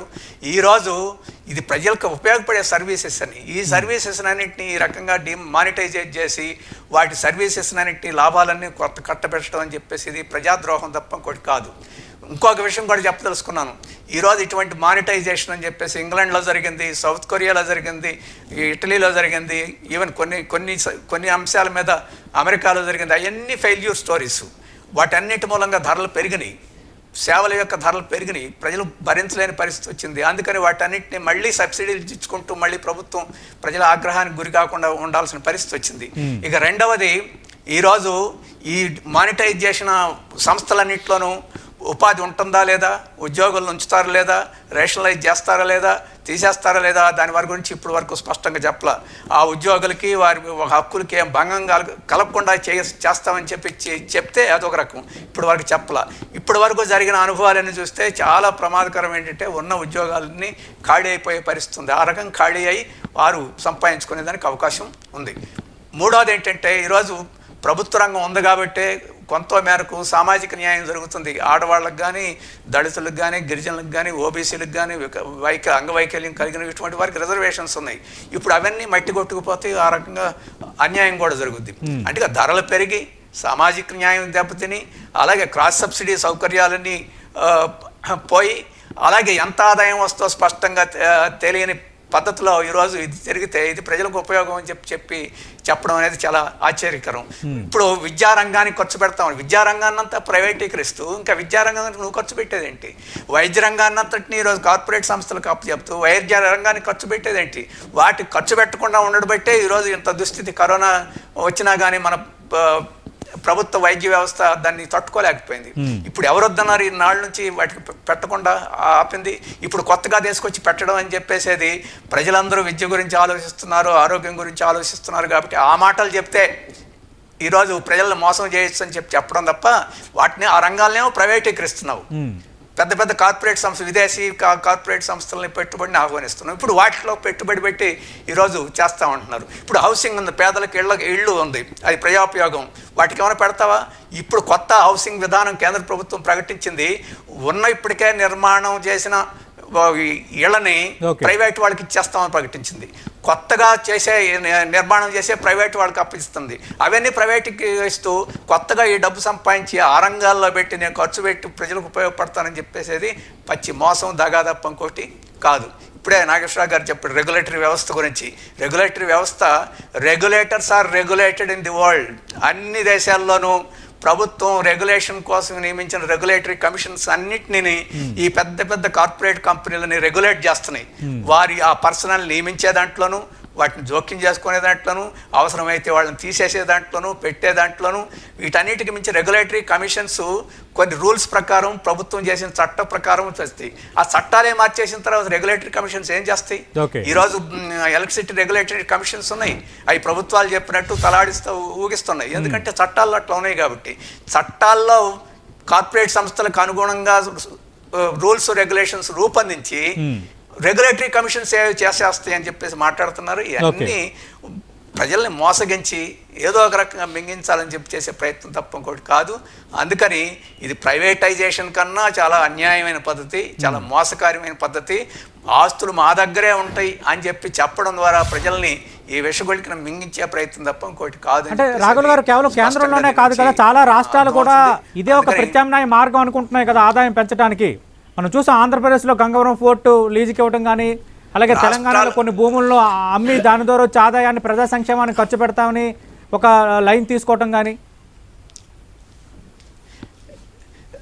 రాష్ట్రాలు అనడం కాదండి, ఇప్పుడు ఈ కేంద్ర నీతి ఆయోగ్ రాసిన పత్రంలో రాష్ట్రాల వాళ్ళందరినీ ఒక సమావేశం పెట్టారు. సమావేశం పెట్టి మీ భూములన్నింటి అమ్మేయండి, మీ అసెట్స్ అన్నింటి మానిటైజ్ చేయండి, మేము ఇక్కడ చేస్తున్నాం, మీకు మేము గైడ్ లైన్స్ ఇస్తాం, మీకు ట్రైనింగ్ ఇస్తాం, మీరు ఒక నోడల్ ఆఫీసర్ని మీరు ఏర్పాటు చేయండి అని చెప్పేసి కేంద్ర ప్రభుత్వం నుంచి ఒత్తిడి వస్తుంది. ఈ సంస్కరణలన్నింటినీ అమలు జరిపితేనే మీకు నిధులు కూడా అప్పు చేసుకునేదానికి కూడా అవకాశం ఇస్తున్నారు. అందుకని నయాన భయాన ఒత్తిడి చేసి ఈరోజు రాష్ట్ర ప్రభుత్వాలను కూడా దీని రంగంలోకి తీసుకొస్తున్నారు. ఇక్కడ కేంద్రం నీతి ఆయోగ్ ఏ వాదనలు చెప్పారో అక్కడ ఈ అమ్ముకొని లాభం చేయాలో చేసుకో. ఎందుకంటే రాష్ట్రాల్లో ఉండే అనేక శక్తులు కూడా, కొన్ని పార్టీలు కూడా ఇది తమకు కూడా లాభం జరుగుద్ది, కారు సౌగ్గా ఆస్తులను కొట్టేసేయచ్చు, సంపాదించుకోవచ్చు అని చెప్పేసి అనేవాళ్ళు కూడా ఉన్నారు. అటువంటి వారు కూడా దీనికి సానుకూలంగా ఉన్నారు. వాటి సానుకూలంగా ఉండడంతో పాటు కేంద్ర ప్రభుత్వం ఈరోజు నోడల్ ఆఫీసర్స్ని ఏర్పాటు చేసుకుని రాష్ట్రాలు కూడా ఈ రకంగా అమ్ముకునే కార్యక్రమాన్ని వాళ్ళు ప్రోత్సహిస్తున్నారు. ఆ రకంగా కేంద్రమే కాదు, ఆ రకంగా రాష్ట్రాల మీద ఒత్తిడి కూడా వస్తుంది. ఈరోజు గంగవరం పోర్టే కాదు, ఈరోజు తిరుపతి విమానాశ్రయం కానీ, విజయవాడ విమానాశ్రయం కానీ, వీటన్నిటినీ అమ్మకాలకి ఇప్పుడు ఈ ప్రతిపాదనలో ఉన్నాయి. సికింద్రాబాద్ రైల్వే ప్రాంతంలో ఒక క్లస్టర్ కూడా ఈరోజు ఉన్నది. విజయవాడ బెంగళూరు హైవేలో 6 స్ట్రెచెస్ హైవే కూడా ఉంది. ఇటువంటి వాటిని స్టీల్ ప్లాంట్ అంతకుముందు నాగేశ్వర గారు చెప్పారు, ఇవన్నీ ఉన్నాయి. వీటన్నింటినీ లోకల్ డబ్బులు ఉన్న వాళ్ళు కూడా వాళ్ళు స్వాధీనం చేసుకునే దానికి అవకాశం ఉంటుంది. అందుకని అటువంటి శక్తులు రాష్ట్రాల్లో ఉండవనే కాదు, కేంద్రం అంటే ఢిల్లీలో ఉన్నారనే కాదు, ఈ రాష్ట్రాల్లో ఉండే శక్తులు కూడా దీని పక్కన ఉన్నాయి. అందుకని ఇది మొత్తం దేశవ్యాప్తంగా ఉండే పార్టీలే కాకుండా వివిధ రాష్ట్రాల్లో కొన్ని పార్టీలు, కొన్ని శక్తులు వారికి కూడా లాభం అనుకుని వారు ముందుకు వస్తున్నారు. అందుకని ఇది ఒక కేంద్రం రాష్ట్రమే కాదు, మొత్తం కార్పొరేట్ క్యాపిటల్, ఈరోజు ప్రైవేట్ క్యాపిటల్. ఈరోజు మనం పాత గ్రామాల్లో ఉండేది ఎవరో కష్టపడి గడ్డి పెట్టి మేపి సూడొచ్చిన ఆవుల్ని గేదెల్ని ధనవంతులకు అప్పచెప్తారే పాలు పిండుకోమని. ఈరోజు ప్రభుత్వం ఆ రకంగా ఈ కార్పొరేట్ శక్తులు వాళ్ళకి నీతి ఆయోగ్ రాసిన దాంట్లో రిస్క్ అవర్స్ క్యాపిటలిస్టులు రిస్క్ నిర్మాణం చేసింది కాబట్టి రిస్క్ లేకుండా లాభం సంపాదించుకోవడానికి బాగా ముందుకు వస్తారని చెప్పేసి కూడా చెప్పారు. అందుకని నీతి ఆయోగ్ రాసిన పత్రం చూస్తే అసలు ఇటువంటి పత్రాన్ని రాయగలరా, ఈ దేశం యొక్క సంపదని అమ్మకానికి పెట్టి మేము అమ్మకం పెడతామని రాసుకోగలరా అని చెప్పేసి అనిపించేంత అన్యాయంగా ఉంది. మరొక విషయం ఏంటి, ఇదంతా ఎందుకు రహస్యంగా ఉంచారు? వీటన్నిటిని ఎందుకు స్టేక్ హోల్డర్స్ పెట్టి ఎందుకు చర్చ చేయలేదు? ఇప్పటి వరకు ఎన్ని సంవత్సరాలకు లీజుకి ఇస్తారో రాయలేదు. అలాగే అసెట్స్ వాల్యూ ఎంతతో చెప్పలేదు. అలాగే ఒక్కొక్క దానికి ఒక్కొక్క రకమైన విలువ ఉంటుంది, డిప్రిసియేషన్ ఉంటుంది, ఆదాయం ఉంటే ఆ విలువలు ఏమి లేవు, వాల్యుయేషన్లు లేవు. ఏమి లేకుండా ఎంత రహస్యంగా 2022 నుంచి 24 దాకా చేసేయాలని చెప్పి సాగమేఘాల ప్రయత్నం చేస్తున్నారు. అంటే 2024లో ఎన్నికలు వచ్చే లోపల ఈ కోటీశ్వర్లకి అందరికి సంపదను కట్టిపెట్టి ఈ రోజు డబ్బు సంపాదించుకొని మళ్ళీ గెలవడానికి ఇది ఒక మార్గంగా, రాజకీయ మార్గంగా ఉంది తప్ప ఇంకోటి కాదు. రైట్. రాహుల్ గారు మీరు దయచేసి లైవ్లోనే ఉండండి. ప్రస్తుతం డిబేట్లో జాయిన్ అవుతున్నారు లోక్సత్తా వ్యవస్థాపక అధ్యక్షులు మాజీ ఐఏఎస్ అధికారి జయప్రకాష్ నారాయణ గారు. జయప్రకాష్ నారాయణ గారు, మానిటైజేషన్ పైప్ లైన్ పైన చర్చ జరుగుతోంది. నమస్తే సార్. స్పెసిఫిక్గా అసలు అమ్మితేనే అభివృద్ధి, ప్రభుత్వానికి మరో ఆల్టర్నేటివ్ లేదా ఖజానా నింపుకోవడానికి లేదంటే కొంత ఆదాయాన్ని పెంచుకోవడానికి అన్న ఒక ప్రశ్న తలెత్తుతోంది. ఇది ఆదాయం పెంచుకోవడం అని కాదు సతీష్, మనం గుర్తించాల్సింది. నేను ప్రభుత్వం విడుదల చేసిన 2 పత్రాలు కూడా ఇవాళ జాగ్రత్త అధ్యయనం చేశాం. మనకి ప్రపంచ ప్రమాణాలతో ఇన్ఫ్రాస్ట్రక్చర్ కావాలి, 8-9-10% ఆర్థికాభివృద్ధి రేటు కావాలి అంటే మనకున్న పెట్టుబడులు చాలా, మనకే కాదు ఏ దేశానికైనా కూడా మనం ఎదగాల్సిన అవసరం ఎక్కువ ఉన్నప్పుడు, మౌలిక సదుపాయాల కల్పన చాలా జరగాల్సి ఉన్నప్పుడు మన దేశంలో ఉన్న డబ్బు సరిపోదు. కాబట్టి ఏం చేస్తాం, ఇప్పుడు మనం నాకు ఇల్లు ఉందనుకోండి, ఆ ఇల్లు ఊరికే ఖాళీగా ఉంచుకోకుండా అద్దెకి ఇచ్చాను అనుకోండి, అద్దె డబ్బులు వస్తే అది ఆదాయంగా ఉంటుంది. అది ఖాళీగా ఉంటే ఏమవుతుంది, నాకు ఆదాయం లేదు, ఖర్చు అయిపోయింది నాకు. ప్రభుత్వం దగ్గర వనరులు ఉన్నాయి, కొన్ని లక్షల కోట్ల రూపాయలు మన డబ్బు, ప్రజల డబ్బునే ఖర్చు పెట్టి వాళ్ళు ఎన్నో రకాల వనరులు నిర్మాణం చేశారు. 5 ఏళ్ల క్రితం కావచ్చు, 10 ఏళ్ల క్రితం కావచ్చు, 30 ఏళ్ల క్రితం కావచ్చు, 50 ఏళ్ల క్రితం కావచ్చు. ఉదాహరణకు జాతీయ రహదారులు తీసుకోండి, మనకు కొన్ని వేల కిలోమీటర్ల రహదారి నిర్మాణం చేశాం. అవన్నీ ఖాళీ కూర్చిపెట్టే ఉంటున్నాం అంటే తర్వాత కొత్తగా అభివృద్ధి జరగదు. ఏం చేశారు, టాల్కి ఇచ్చేశారు. Toll operate and transfer, TOT అని చెప్పంటారు. వాళ్ళు ఏం చేశారు, ఉదాహరణకి మన ఆంధ్రప్రదేశ్లోను గుజరాత్లోను కూడా 2 ట్రాంచెస్తో కలిపి ఒక 800 కిలోమీటర్లకి సుమారుగా 15,000 కోట్ల రూపాయలు డబ్బులు వచ్చినాయి. ఆ 15,000 కోట్లు ఏం చేస్తున్నాం, మన అదనంగా మళ్ళీ కొత్త నిర్మాణం చేయడం అసాధ్యం అవుతుంది. అలా కాకపోతే ఏమవుతుంది, ఆ డబ్బులు లేక మన దగ్గర వనరులు ఉండి కూడా, అసెట్స్ ఉండి కూడా డబ్బు లేదు కాబట్టి ఆర్థిక అభివృద్ధి సాధ్యం కావట్లేదు. అంచేత ప్రపంచం అంతా కూడా పెట్టుబడి అవసరమైనటువంటి సందర్భాల్లో ఏం చేస్తారంటే, అయితే అప్పు చేయాలి, అప్పు చేస్తే అప్పుల భారం పెరుగుతుంది, లేకపోతే వడ్డీలు చెల్లించాలి, పన్నులు పెంచాలి. అసలే పెద్ద దేశం, కోవిడ్ లాంటి సంక్షోభంలో కొట్టుమిట్టాడుతుంది. ఎంత పన్నులు పెంచినా కూడా ఒక స్థాయి మించి పన్నుల వసూళ్లు సాధ్యం కాదు. ఒక దేశంలో తలసరి ఆదాయానికి ఆ దేశంలో పన్నుల వాటాకి మధ్య సంబంధం, అవినాభావ సంబంధం ఉంది. ప్రపంచమంతా స్పష్టంగా కనిపిస్తుంది. సంపద ఒక స్థాయి దాటితే తప్ప పన్నుల శాతం గణనీయంగా పెరగదు. ఇప్పటికే మనం ప్రపంచంలో అతి ఎక్కువ పన్నులు వేస్తున్నాం. ఆదాయ పన్ను కానీ వగేరా, ఆదాయ పన్ను మనకి దాదాపు అధిక ఆదాయం ఉన్న వాళ్ళ మీద 43% దాకా పన్నులు వేస్తున్నాం. 43% ప్రపంచంలో ఎన్న దగ్గర ఏ ఆర్థిక వ్యవస్థ లేదు. అంతకంటే ఎక్కువ పనులు సాధ్యం కాదు. మరి వదిలేయాల్సిందేనా, పేదరికం కొనసాగాల్సిందేనా? ఏడాదికి 1,30,00,000 మందికి ఉపాధి కావాలి. ఎన్నో మౌలిక సదుపాయాల్లో మనకి మరి చాలా వెనకబడి ఉన్నాం ప్రపంచం. ఎవరితో అక్కర్లేదు, చైనాతో పోల్చుకోండి. చైనాలో ఉదాహరణకి మీరు రోడ్లు చూసుకోండి, 83,000 కిలోమీటర్ల ఎక్స్ప్రెస్ హైవేలు ఉన్నాయి వాళ్ళకి. జాతీయ రహదారులు కాదు, ఎక్స్ప్రెస్ హైవేలు. మనకి దాదాపు లేవు భారతదేశం. అట్లాగే విద్యుత్తు 17 లక్షల మెగావాట్ల విద్యుత్ ఉత్పాదన శక్తి ఉంది. మన దేశంలో ఎప్పటిదాకా ఇంకా 5-6 లక్షల స్థాయిలో కూడా రాలా మన. మరి దానిలో ప్రభుత్వం దగ్గర 1,72,000 మెగావాట్ల విద్యుత్ ఉన్నది. అలాగే హైడ్రో పవర్ మరి చైనాలో 3,56,000 మెగావాట్లు ఉంటే మన దేశంలో ప్రభుత్వం దగ్గర, కేంద్ర ప్రభుత్వం దగ్గర 4,900 మెగావాట్లు. ఇలాగా ప్రతి రంగంలో మనకి వనరులు ఉన్నాయి, ఉత్పాదకత లేదు. కొత్తగా ఏర్పాటు చేయాల్సిన అవసరం ఉన్నది, డబ్బులు లేవు. కాబట్టి దానికి ఎయిర్పోర్ట్లు ఏ రకంగా అయితే చేశారో గతంలో, జాతీయ రహదారు అట్లా చేశారో ఆ రకంగా చేద్దామని సంకల్పం, చిత్తశుద్ధితో చేసినట్టయితే, పారదర్శకంగా చేసినట్టయితే, మళ్ళీ ఇదేదో ఆశ్రిత పక్షపాతంతో కావాల్సిన వాడికి ఇవ్వటం, అన్ని వాళ్ళ చేతుల్లోకి పోవటం కాకుండా నిజమైన పోటీ ఉండేట్టు చేసినట్టయితే.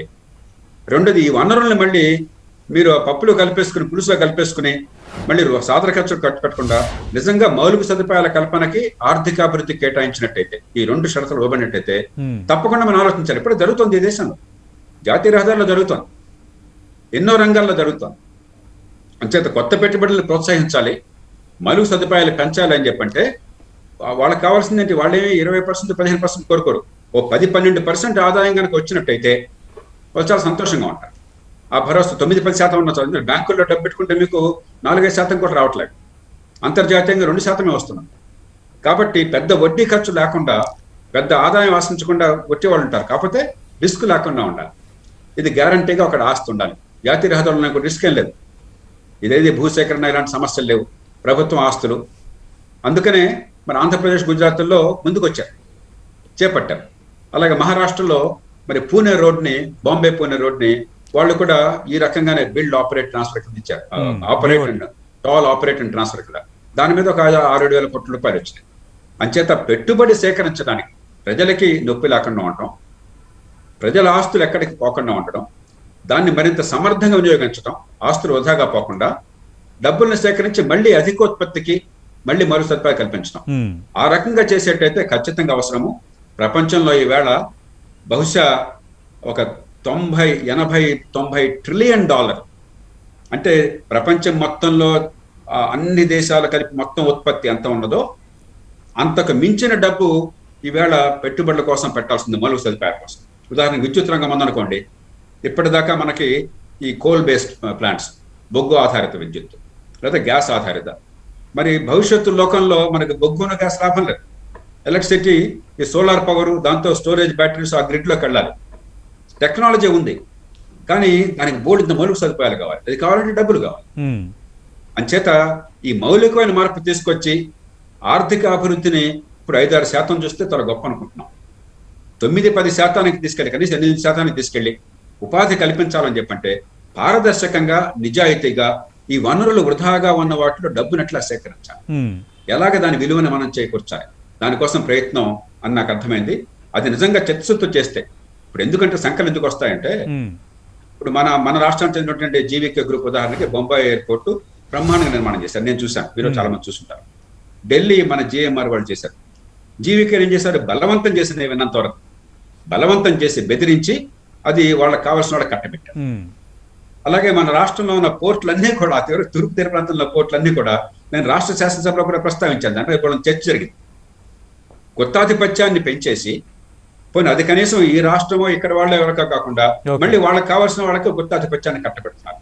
కాబట్టి గుత్తాధిపత్యం రాకుండా చూసుకోవాలి, పోటీ ఉండాలి, పారదర్శకంగా జరగాలి, నిజాయితీగా జరగాలి. దీనివల్ల సమాజానికి మరి ప్రజలకి విలువ పెరగాలి, ఆ ఆస్తుల విలువ పెరగాలి, దానివల్ల సేవలు పెరగాలి.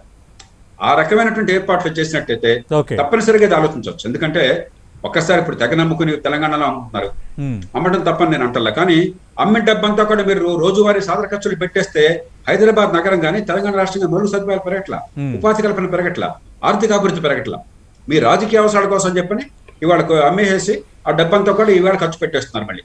అలా కాకుండా ఈ డబ్బంతా కూడా మళ్ళీ రోజువారీ ఖర్చులకు పోకుండా, తాత్కాలికమైన తాయిలాలకు పోకుండా ఆర్థిక అభివృద్ధికి, మౌలిక సదుపాయాలకి, కొత్త పెట్టుబడులు రావడానికి పనికొచ్చేట్టుగా చేసినట్టయితే, ఉపాధి కల్పనకు చేసినట్టయితే, మరి కొత్త టెక్నాలజీ ప్రకారం విద్యుత్ రంగంలో నేను చెప్పినట్టుగా మౌలికమైన మార్పులు తీసుకురావడానికి చేసినట్టయితే ఖచ్చితంగా ఇది అవసరము. చేయకపోతే మనం చాలా వెనకబడి ఉంటాం. అంటే జయప్రకాష్ నారాయణ గారు, ఇక్కడ ఇంకొకటి, ఇప్పుడు ఏ అసెట్స్ని అయితే మానిటైజేషన్ ద్వారా 4 ఏళ్లలో 6 లక్షల కోట్లు టార్గెట్గా కేంద్రం చెప్తుందో, ఆ ఎసెట్స్ ద్వారా ఇప్పుడు వస్తున్న ఆదాయం ఎంత, ఎందుకు ఆ వివరాలు ఇవ్వటం లేదన్న ఒక ప్రశ్న కూడా తలెత్తుతోంది. నిజంగా నష్టాలు ఉన్నాయా, లేదంటే ఇప్పుడు ఆ ఎసెట్స్ ద్వారా ఎంత ఆదాయం వస్తుంది? మీరు లోతుకి వెళ్తే సతీష్ ఇవన్నీ పూర్తిగా వివరాలు అందరికీ తెలుసు. ఉదాహరణ నేషనల్ హైవేస్ ప్రభుత్వం దగ్గర ఉన్నాయి, టోల్స్ మనకు తెలుసు కదా. రావటంలా ఏమిటంటే మనకి ఒకటి డబ్బు రావటం లేదు, ఎందుకంటే ప్రభుత్వంలో సమర్థంగా పనిచేయట్లేదు కాబట్టి. 2 డబ్బు ఎంత వస్తుందని కాదు, ఆస్తి మన దగ్గరుండి మన అప్పులు చేయడం కంటే ఈ ఆస్తిని మనం డబ్బుగా మార్చి మనకి ఓనర్షిప్ పోకుండా దాంతో పెట్టుబడులు పెడితే మనకు లాభమా, లేకపోతే అప్పులు తీసుకొచ్చి అప్పుల భారం పెరిగిపోయి అప్పుల డబ్బంతా కూడా మన సాధన ఖర్చుల కోసం పెట్టేసి మన తర్వాత తరం మీద రుణభారం పెంచుతా. కాబట్టి ఇది లెవరేజింగ్ అని చెప్పంటాం. మనకున్న ఆస్తులను ఉపయోగించి మరిన్ని ఆస్తుల్ని సంపాదించడం ఎట్లా, మరింతగా మౌలిక సదుపాయాలు కల్పించడం ఎట్లా, ఆ ఉద్దేశంతో చేస్తున్నప్పుడు మనకి దాని నుంచి ఎంత వస్తుందని లెక్క కాదు. జాతీయ రహదారులు ఉన్నాయి, నిజంగా నితిన్ గడ్కరీ చాలా సమర్థంగా పనిచేయబట్టి ప్రభుత్వాలకు డబ్బున్నా లేకపోయినా కూడా జాతీయ రహదారి నిర్మాణం ఆలస్యం కాల. వాజ్పేయి ప్రభుత్వం ప్రారంభించిన తర్వాత మీరు గమనించట్లేదు, ఏం చేశారు, అది ప్రైవేట్ రంగం నుంచి పెట్టుబడులు తీసుకొచ్చారు. ప్రభుత్వమే చేపట్టిన జాతీయ రహదారుల్ని ప్రైవేట్ రంగానికి టోల్స్ కి ఇచ్చేసి అక్కడి నుంచి 1000 కోట్లు తరలించి ఆ డబ్బును మళ్ళీ జాతీయ రహదారి నిర్మాణం చేస్తున్నారు. అంతే అవుతుంది. మీ ఊరికి ఒక రహదారి వచ్చేస్తే అయిపోలా, నా ఊరికి సంగతి ఏంటి, వేరే ఊరి సంగతి ఏంటి, మరో రాష్ట్రం సంగతి ఏమిటి, అందరికీ అందాలని చెప్పంటే పెట్టుబడి పెరగాలంటే ఖజానా ఏమే ఊరికే నోట్లు గుర్తించేది కాదు, అక్కడ డబ్బులు లేవు, ఇష్టం వచ్చిన అప్పులు చేయాలి. అప్పులు చేస్తే దేశం దివాలా తీస్తుంది. కాబట్టి ఉన్న ఆస్తుల్ని, ఒక జమీందారీ ఫాయిదాలో ఆస్తులు ఉన్నాయండి. ఒక జమీందారు దగ్గర ఆస్తులన్నీ ఉండి ఏ ఫలం లేకుండా ఉండటం వేరు. దాన్ని సమర్థంగా ఉపయోగించుకుని పెట్టుబడి పెట్టి ఫ్యాక్టరీ నిర్మాణం చేసి ఉత్పత్తి చేసి ఉపాధి కల్పించి ఆదాయాలు తీయడం వేరు. కాబట్టి మనకి నిరుపయోగంగా లేకపోతే పెద్దగా ఉపయోగం లేకుండా ఉన్న ఆస్తుల నుంచి మన విలువని పెంచడం ఎట్లాగా, సేవలు పెంచడం ఎట్లాగా, డబ్బు సేకరించడం ఎట్లాగా. రెండు, ఉపయోగం బాగానే ఉన్నా కూడా కేవలం రెవెన్యూసే కాకుండా మనకి దీర్ఘకాలంలో మూల పెట్టుబడి డబ్బులు సేకరించడం ఎట్లాగా. ఓకే, కొంచెం లోతుగా సాంకేతికమైన అంశం. పైపైన తెలియదు. నాగేశ్వర గారు వెళ్తే ప్రపంచమంతా చేస్తున్నారు. రైట్ నాగేశ్వర గారు, ప్రపంచమంతా ఈ ధోరణి ఉందనేది ఒకటైతే, రెండోది మన ఆస్తులను ఉపయోగించి ఆ ఆస్తులపై మన హక్కులే ఉండి రేపొద్దున్న కొత్తగా ఆస్తులను క్రియేట్ చేయటం వల్ల అది ఉపయోగకరమైన అంశమే కదా అంటున్నారు జయప్రకాష్ నారాయణ గారు. కొన్ని ఎగ్జాంపుల్స్ కూడా చెప్పారు. ఇప్పుడు జేపీ గారు సిద్ధాంతం చెప్పారు, ఆచరణలో ఇలా జరిగితే మంచిది అన్నారు. కానీ అలా జరుగుతుందా అన్న ప్రశ్నకు జేపీ గారు చెప్పారు జరగడం లేదని. మళ్ళీ విచిత్రం చూడండి, మీరు ఇప్పుడు ఇలా జరగాలి అని చెప్పారు సిద్ధాంతం, సంతోషం. అలా జరిగితే జరగకపోతే ప్రమాదం అన్నారు. జరుగుతుందా అని అడిగితే జరగడం లేదు అని అయినా ఉదాహరణ చెప్పారు. ఇప్పుడు జీవీకేను బెదిరించి పేరు చెప్పడానికి జేపీ గారు వెనుకాడారు, అదానికి అప్పచెప్పారు. గంగవరం పోర్టు అదానికి అప్పచెప్పారు. తమకు కావలసిన వారిని కూడా పదం పడ్డారు జేపీ గారు. అంటే ఎవరికి కావాల్సిన వాళ్ళు? అదాని గుజరాతీ బిజినెస్ మ్యాన్, మోడీ వచ్చాక పెరిగాడు. జేపీ గారు మొహమాటానికి చెప్పలే, పెద్ద మనిషి కనుక. నాలాంటి మొహమాటం లేకుండా చెప్తున్నాడు, అదానికి అప్పచెప్పారు. అంటే జేపీ అప్పుడు మనము సిద్ధాంతం కరెక్టా కాదా అన్న సమస్య కాదు, ఆచరణలో ఏం జరుగుతున్నదన్న సమస్య కదా. సో ఇప్పుడు ఆచరణ, సో ఇలా జరగేలా ఇప్పుడు జేపీ గారు చెప్పినట్టు రూల్స్ అండ్ రెగ్యులేషన్ ప్రకారం రెగ్యులేటరీ వ్యవస్థ ఉందా? ఇప్పుడు మనకు నేను ఒక ఉదాహరణ అడుగుతాను. ఇవాళ ఈ ఆస్తుల్లో జేపీ గారు పదే చెప్పింది వృధాగా పడి ఉన్న ఆస్తులు. వృధాగా పడి ఉన్న ఆస్తుల్ని ప్రైవేట్ వారికి అప్పచెప్పండి, నేను అభ్యంతరం చెప్పను. కానీ ఇప్పుడు ప్రభుత్వం ఇస్తానన్న ఆస్తుల్లో ఏదేది వృధాగా పడి ఉంది, ఏదేది ఆదాయం వస్తున్న ఆస్తి, ఈ లెక్కలు చెప్పారా? జేపీ గారికి తెలిస్తే చెప్పమనండి. ఇప్పుడు ఏ ఆస్తి పైన ఎంత ఆదాయం ఇప్పుడు వస్తుంది, రేపు ప్రైవేట్ వారికి ఇచ్చినప్పుడు ఎంత ఆదాయం వస్తుంది, ఈ ఆదాయం వచ్చేటప్పుడు ప్రజల పైన భారం లేకుండా కేవలం ఎఫిషియన్సీని పెంచి వస్తుందా, ఇది చెప్పమనండి. ఇప్పుడు టోల్ గేట్ 100 రూపాయలు 200 చేస్తా, ఎవరికైనా ఆదాయం వస్తుంది, ఏమున్నదల్లా గొప్పతనం. తర్వాత జాతీయ రహదారులు వృధాగా ఉన్నాయా? జాతీయ రహదారుల మీద ఎంత ట్రాఫిక్ ఉంది? పోనీ ఇప్పుడు 15,000 కోట్లు టోల్ ద్వారా వసూలు చేస్తారన్నారు, ప్రభుత్వానికి వచ్చిందన్నారు. ప్రజల నుంచి ఎంత వసూలు చేశారో చెప్పమనండి జేపీ గారిని. 15,000 కోట్లు ప్రభుత్వానికి రావడం సంతోషం, ప్రజల నుంచి 60,000 కోట్లు వసూలు చేసి 15,000 కోట్లు ప్రభుత్వానికి ఇస్తే అది అన్యాయం కదా. సో ఆ లెక్కలు నా దగ్గర లేవు, జేపీ గారి దగ్గర ఉండాలి. ఇవాళ ఒక జాతీయ రహదారి ఉదాహరణ తీసుకొని దాని నుంచి ప్రైవేట్ వారు ప్రభుత్వానికి ఎంత ఇచ్చారు, ప్రజల నుంచి టోల్ ట్యాక్స్ రూపంలో ఎంత వసూలు చేశారు, దీనికి దానికి ఎంత తేడా ఉంది? అతి భయంకరమైన తేడా ఉంటది, మామూలు తేడా కాదు. అది నా అంచనా కాదని చెప్పి జేపీ గారు లెక్కలు చెప్పమనండి, ఐ విల్ బి హ్యాపీ. తర్వాత 43% పన్నుంది అన్నారు. ఈ దేశంలో ఒక్కసారి దయచేసి కంప్లీట్ చేయండి. ఈ దేశంలో 43% పన్నుంది అన్నారు. ఒక్కసారి సతీష్ మీ దగ్గర సిస్టమ్ ఉంది కదా, గూగుల్ కొట్టండి, effective talks rate paid by Reliance industries limited అని బిజినెస్ లైన్ లో మొదటి పేజ్ లో వచ్చిన వార్తుంటది. 3.1%. అరే విచిత్రంగా ఉంది, 43% కట్టారా ట్యాక్స్? కడితే కదా 43% ఉండడం వేరు, కట్టడం వేరు, ఈ రెండింటి మధ్య చాలా తేడా ఉంటది. కట్టారా? భారతదేశంలో corporate income tax to GDP ratio ఎంత? ప్రజల మీద పన్ను ఇవ్వండి అంటలేదు. అమెరికాలో corporate income tax to GDP ratio ఎంత చెప్పండి. అమెరికాలో, నేనేమి ఇక్కడ చైనా అంటలేను, అమెరికా అడుగుతున్నాను. సో అమెరికాలో ఇప్పుడు భారతదేశంలో కార్పొరేట్ ఇన్కమ్ ట్యాక్స్ ఎంత? 22% తగ్గించారు. తర్వాత దాని మీద కొంత సర్చార్జీలు ఉంటాయి, నేను ఒప్పుకుంటాను. ఇప్పుడు ఏ కార్పొరేట్ కంపెనీ 43% ట్యాక్స్ కట్టిందో దయచేసి జేపీ గారిని ఒక లిస్ట్ ఇవ్వమనండి. I will be very happy. తగ్గించమంట, నేను కూడా తగ్గించమంట. 43% చాలా ఎక్కువ, నాగేశ్వర్ గారు అంత ఉండకూడదు అంట నేను కూడా.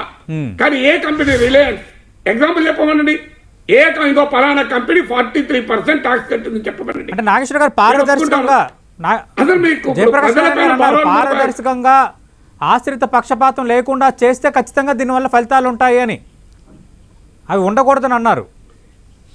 సార్ సిద్ధాంతం సార్, ఆచరణలో ఏం జరుగుతుందని చెప్పాలి కదా. సిద్ధాంతంతో ఎవరికి క్వారల్ లేదు. ఇప్పుడు సిద్ధాంతంతో క్వారల్ ఏమున్నది? నీతివంతంగా ఉండండి, నిజాయితీగా పనిచేయండి, సమర్థవంతంగా పనిచేయండి. దీంట్లో నాకే ఎవరికి అభ్యంతరం ఉంటుంది. ఇప్పుడు ఆచరణ ఏంటి అని అడుగుతున్నాడు. ఇప్పుడు జేపీ గారు ఒక మాట చెప్పారు, గుత్తాధిపత్యం మంచిది కాదు అన్నారు. కరెక్ట్, వండర్ఫుల్ పాయింట్ అది. ఇవాళ ఎయిర్పోర్ట్లు ఎవరికి ఇచ్చారు? మొత్తం ఆదానికి ఇచ్చారు. రేవులు ఎవరికి ఇచ్చారు? ఆదానికి ఇచ్చారు. ఎవరికి ఇస్తున్నారు? ఇప్పుడు టెలికాం రంగంలో 2009లో టాప్ 3 కంపెనీస్ మార్కెట్ షేర్ 54%, 2021లో 89%. ఇప్పుడు వోడాఫోన్ ఇండియా ఎగిరిపోతే అది ఇంకా 99%కి వస్తుంది. ఇప్పుడు జరుగుతున్నది. ఇప్పుడు నేను నాగేశ్వర్ గారు కొన్ని ప్రైవేట్ అప్పచెప్పడం ద్వారా లేదంటే ప్రైవేట్ మానిటైజేషన్ చేయడం ద్వారా అసలు ఫెసిలిటీస్ సర్వీసెస్ ఎన్హాన్స్ అయ్యాయి కదన్న వాదన కూడా ఒకవైపు నుంచి ఉంది, కాదంటారా? కొంత సేవలు మెరుగా ప్రజలపై భారం ప్రజలపై అధిక భారం పడకుండా సేవలు ఇంప్రూవ్ అయి సామర్థ్యాన్ని పెంచి ప్రభుత్వానికి కూడా ఆదాయం వస్తే నేను కూడా మానిటైజేషన్ ప్రైవేటైజేషన్ సమర్థిస్తాను. ఇప్పుడు cat maybe black or white, it's cat the mice. అది పిల్లి నల్లగా ఎలకని పట్టాలి కదా.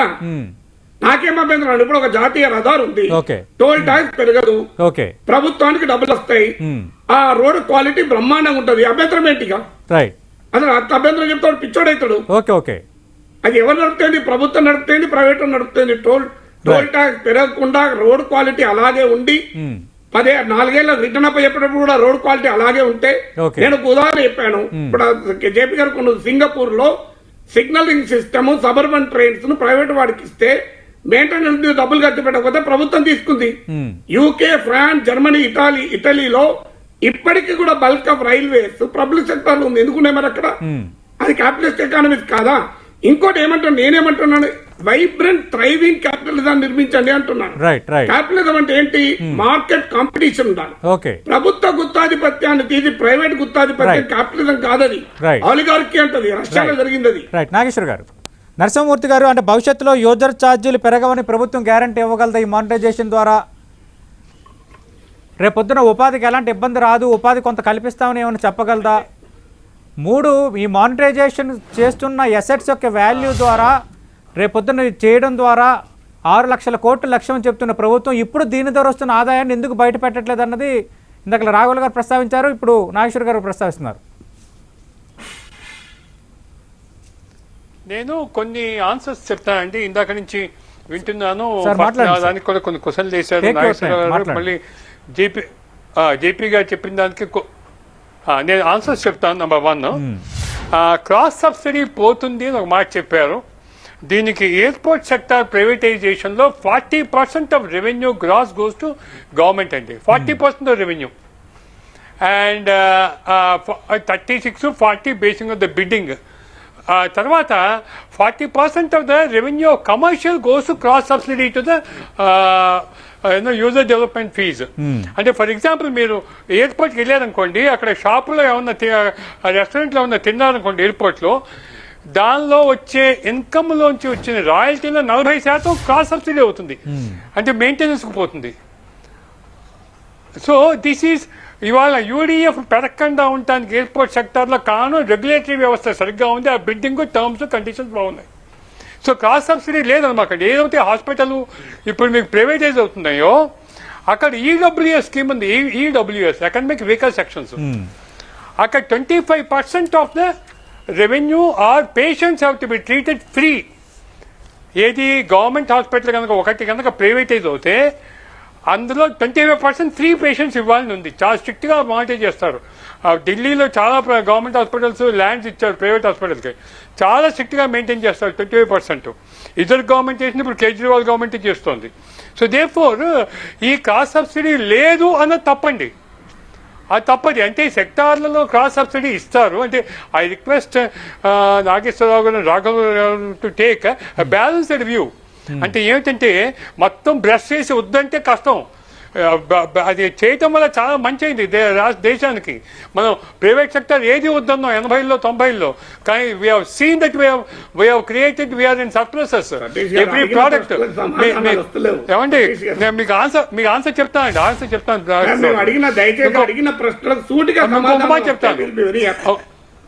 ఇంకోటి అదిగో చెప్తాను. సార్ ఫస్ట్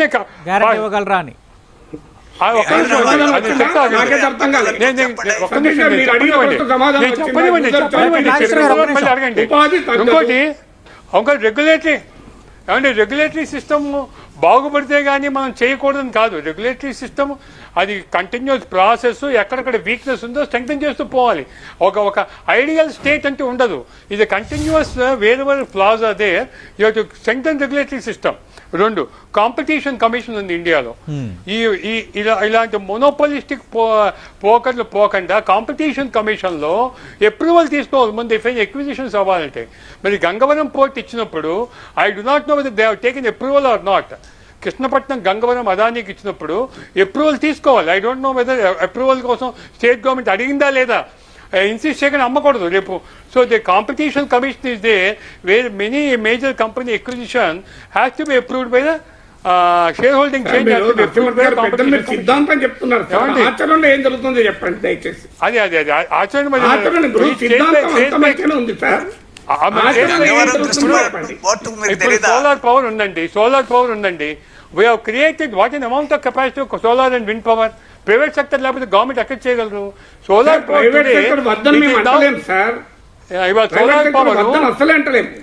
ఏమండి solar power is given at 2.5 to 2 rupees 30 paisa.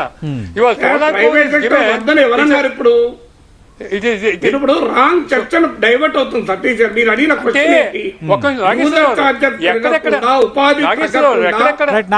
పడిన ఆస్తుల నుంచి ప్రభుత్వానికి ఆదాయం వచ్చేలా ప్రైవేట్ సెక్టర్ వద్దనట్లేదు,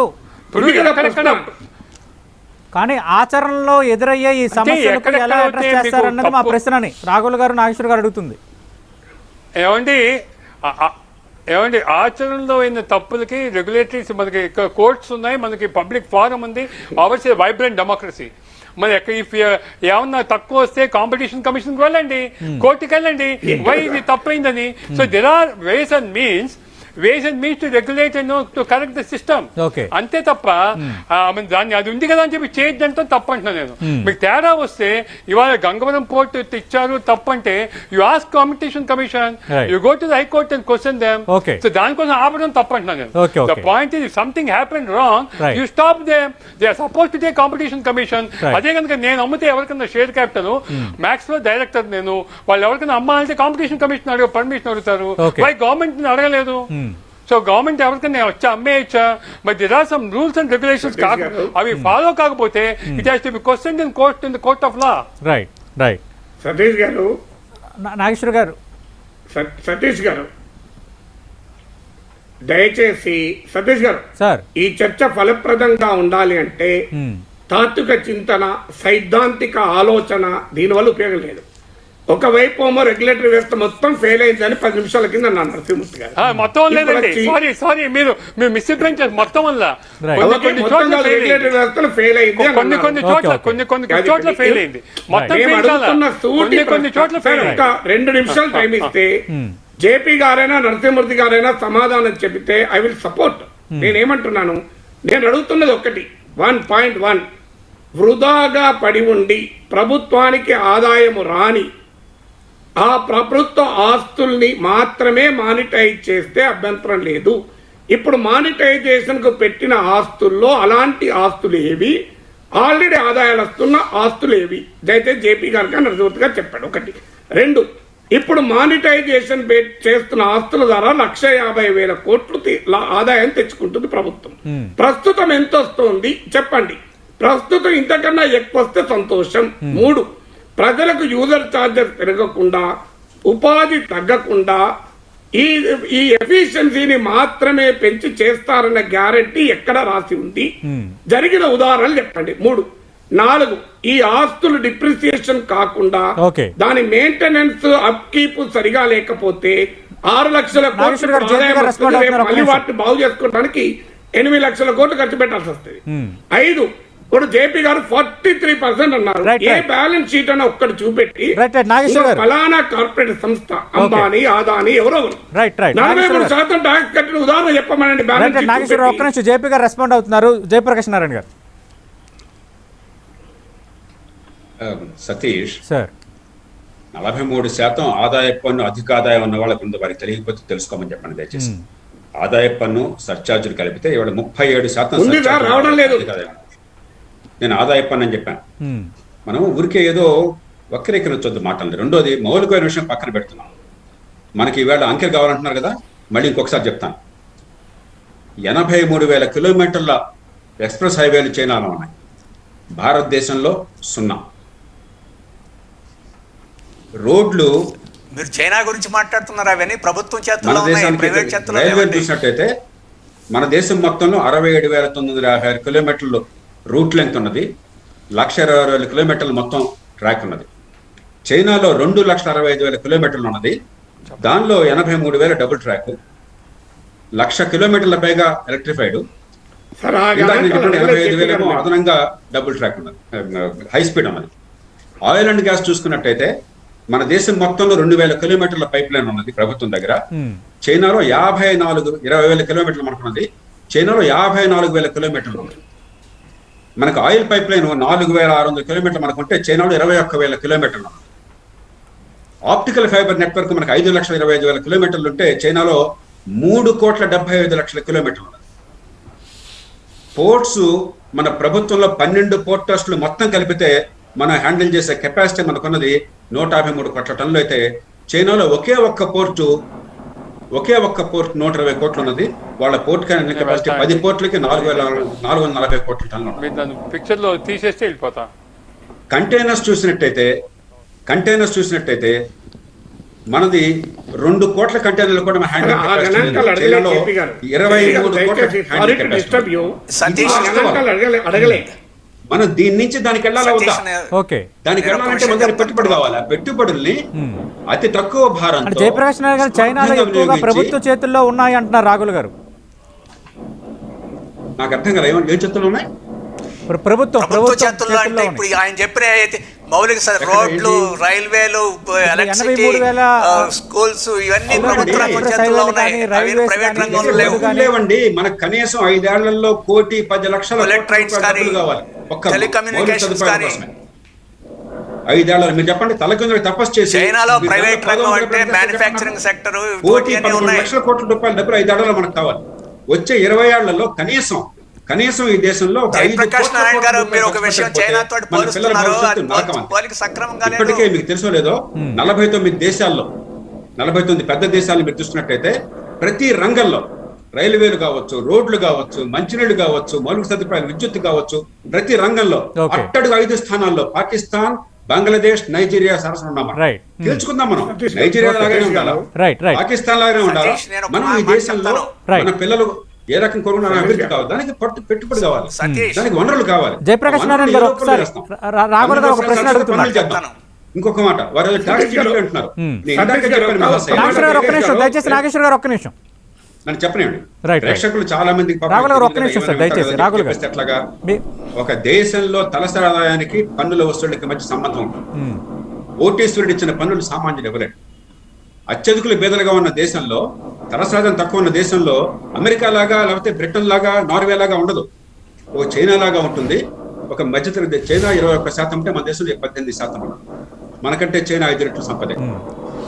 మన ఒక దేశ సంపద, దేశంలో పన్నుల వాటా, ఈ రెండింటికి మధ్య సంబంధం ఉంది. ఉమ్, పన్నులు కొద్దిగా పెంచొచ్చామో కాస్త సమర్థంగా చేస్తే, నిజాయితీగా చేస్తే, Right. కానీ అద్భుతంగా పెంచే అవకాశం లేదు. Right. ఎక్కడ తీసుకొస్తారు? 1,11,00,000 కోట్లు 5 కోట్లు 5 ఏళ్లలో, Hmm. మరి 20 ఏళ్లలో 25 ఏళ్లలో మరి దాదాపు 5 కోట్లు కూడా అట్టు తీసుకొస్తారు. ఒక విద్యుత్ రంగంలో ఆధునిక గ్రిడ్ కావాలంటే, మనకి సోలార్ పవర్, దానికి అనుబంధ గ్రిడ్ కావాలని చెప్పంటే భారతదేశంలో రకరకాల సమస్యలు ఉన్నాయి. దానికి బహుశా భారతదేశంలో ఒక 60 లక్షల కోట్ల రూపాయల ఒక విద్యుత్ రంగంలో మౌలిక సదుపాయాలు కావాల్సి వస్తుంది. ఓకే. ఎక్కడ డబ్బులు ఉన్నాయి? రైట్. అంటే మధ్యయుగాల్లో పంపించేస్తారా? ఇలాగే చేసిన 75 ఏళ్ళు, Right. 20 ఏళ్ల క్రితం దాకా ఫోన్లలో Right. కరెంట్ వస్తే మన దేవుడు అనుకునే వాళ్ళం. ఇప్పుడు కూడా కరెంట్ వస్తే వాళ్ళ దండ పెడుతున్నాం. నాయకులు చాలా గొప్ప వాళ్ళని Right. రాఘుల్ గారు. దరిద్రంగా ఎక్కడ ప్రపంచంలో బతకరు. ఎలాంటి జీవితం కావాలి మనకి? మరుగు సదుపాయాలు లేని జీవితం అట్లా మంచి జయప్రకాష్ గారు అంచేత మనకి వనరుల్ని ఎలా సమకూర్చుకోవాలి? మనుషు ఇప్పుడుందా బాగుంది జమీందారు ఫాయిదాలో మేము ఎట్లాగా పాడుబడిన కొంపలాగా ఉంచుకుంటామంటే అది వేరే విషయం. రైట్. రైట్. కానీ ప్రభుత్వాలను ఎన్నుకున్నది అభివృద్ధి తీసుకొస్తారని చెప్పారు. రైట్. రాఘుల్ గారు. జయప్రకాష్ నారాయణ గారు చాలా ఆవేశంగా చాలా విషయాలు చెప్పారు. కానీ నేను ఒక్క విషయం చెప్పేది ఏంటంటే, వారు ఇక్కడ మానిటైజేషన్ని అంటే ప్రభుత్వ ప్రజాసేవ పనికి వచ్చే అనేక రంగాల్ని మానిటైజ్ చేయడానికి సమర్థించుకోవడానికి చైనా ఉదాహరణ చెప్తున్నారు. చైనాలో ఈ మౌలిక సదుపాయ రంగాలు రోడ్లు కానీ, రైల్వే కానీ, అలాగే పవర్ సెక్టర్ కానీ, పోర్ట్స్ కానీ, ఎడ్యుకేషన్ కానీ, హెల్త్ కానీ, ఇటువంటి వాటిలో అత్యధిక భాగం ప్రభుత్వ రంగం నడుపుతుంది. ఈ లక్షల కోట్లు కానీ లేకపోతే కోట్ల కోట్లు కానీ ఇవంతా కూడా ప్రభుత్వం ఖర్చు పెడుతుంది. అక్కడ ప్రైవేట్ రంగాన్ని కూడా ప్రోత్సహిస్తున్నారు, కానీ ఈ రంగాల్లో కాదు, మ్యానుఫ్యాక్చరింగ్ సెక్టర్లో ప్రోత్సహిస్తున్నారు, కొన్ని టెలికాం ఇటువంటి రంగాల్లో ప్రోత్సహిస్తున్నారు. అలాగే పెద్ద పెద్ద కాంప్లెక్సెస్ అవన్నీ నిర్మిస్తున్నారు విదేశీ పెట్టుబడులు స్వదేశీ పెట్టుబడులతోటి. ఆ రంగాలు ప్రోత్సహిస్తున్నారు ప్రైవేట్ రంగంలో, కానీ మౌలిక సదుపాయాలు మాత్రం ప్రభుత్వ రంగం చేతుల్లో ఉన్నాయి. ప్రభుత్వమే పెట్టుబడులు పెడుతుంది, చాలా పెద్ద ఎత్తున వీటన్నిటిని చేస్తుంది. మరి చైనా ఉదాహరణ తీసుకొచ్చి ఇక్కడ ఉన్న రైల్వేని, ఉన్న రోడ్లని, ఉన్న పైప్ లైన్స్ని, ఉన్న వీటన్నిటిని మానిటైజేషన్ పేరుతోటి ప్రైవేట్ వాళ్ళకి అప్పచెప్పడానికి చైనా ఉదాహరణకు తీసుకొని సమర్థించడం అనేది న్యాయంగా లేదు. చైనా అలా చేస్తుంది కాబట్టి ఇక్కడ చేద్దామంటే మంచిది. చైనాలో ప్రభుత్వ రంగం నడుపుతుంది, ఆ రకంగా ఇక్కడ నడపండి, ఎవరికి అభ్యంతరం లేదు. కానీ ఇప్పటికే సృష్టించిన వాటిని ప్రైవేట్ రంగానికి అప్పచెప్పడం ఏంటనేది. ఇందాక వారు క్రాస్ సబ్సిడీ అని చెప్పారు. ఒక్క ఉదాహరణ చెప్తా, 90 రైళ్ళని ప్రైవేటీకరిస్తున్నారు ఈరోజు. రాజధాని, శతాబ్ది, దురంతో ఇటువంటి వాటిని ప్రైవేటీకరిస్తున్నారు. అవి ఇప్పటికే ప్రభుత్వ రంగంలో లాభాలు సంపాదిస్తున్నాయి. మరి ప్యాసింజర్ రైల్వే లైన్లు ఎందుకని వాళ్ళు డిమానిటైజేషన్ చేయరు? అక్కడ లాభం రాదు, ఎవడు తీసుకోడు. అందుకని బాగా కండగలిగిన వాడిని, లాభం కలిగిన వాటిని ఈరోజు అప్పచెప్పడానికి ఇది కార్యక్రమం తప్ప ఇప్పుడు ఏదో ఆయన చెప్పారు కాంపిటీషన్ కమిషన్ అని, రెగ్యులేటరీ కమిషన్లని, ఇవన్నీ ఉపదేశాలు చేస్తున్నారు. అవన్నీ బాగుంటే ఇలాంటివి ఎందుకు ఉంటుంది? అవన్నీ బాగా ఎందుకు ఉంటాయి? అవన్నీ ఈరోజు వాటన్నిటినీ కార్పొరేట్ సంస్థలు మేనేజ్ చేయగలుగుతున్నాయి. వాటన్నిటినీ ఈ కార్పొరేట్ సంస్థలకు అనుకూలంగానే ప్రభుత్వం నడుపుతుంది. ఉదాహరణకి ఎన్విరాన్మెంటల్ ఇష్యూస్ చూసాం. ఎన్విరాన్మెంటల్ కమిటీ సక్రమంగా లేదని వాళ్ళందరూ మార్చేశారు, అసలు చట్టాన్నే మార్చేశారు. అందుకని రెగ్యులేటరీ కమిషన్లు, కాంపిటీషన్ కమిషన్లు ఇవన్నీ ప్రభుత్వం, కార్పొరేట్ సంస్థలు వాళ్ళకు అనుకూలంగా పనిచేయడానికి అవసరమైన చట్టాలు కూడా ఇప్పుడు జరుగుతూ ఉన్నాయి. అందుకని ఈరోజు కోర్టులకు వెళ్తే ప్రభుత్వం ఎందుకండి అంటే ఇప్పుడు వీరందరూ ప్రభుత్వం ప్రైవేట్ వాళ్ళకి ఇస్తూ ఉంటే, డబ్బులు సంపాదించుకుంటా ఉంటే ప్రజలందరూ కోర్టుల చుట్టూ తిరగాల. వారు చెప్తుంది చాలా అన్యాయంగా ఉంది. ప్రజలంటే చిన్న చూపు తప్ప దాంట్లో ప్రజలు కోర్టులకు వెళ్లకుండా ఎట్లా ప్రభుత్వం వారికి చేయాలని చెప్పేసి వారిచ్చేసి కోర్టులకు వెళ్ళండి, ట్రిబ్యునల్స్కి వెళ్ళండి అని చెప్పడం మరీ అన్యాయంగా ఉంది.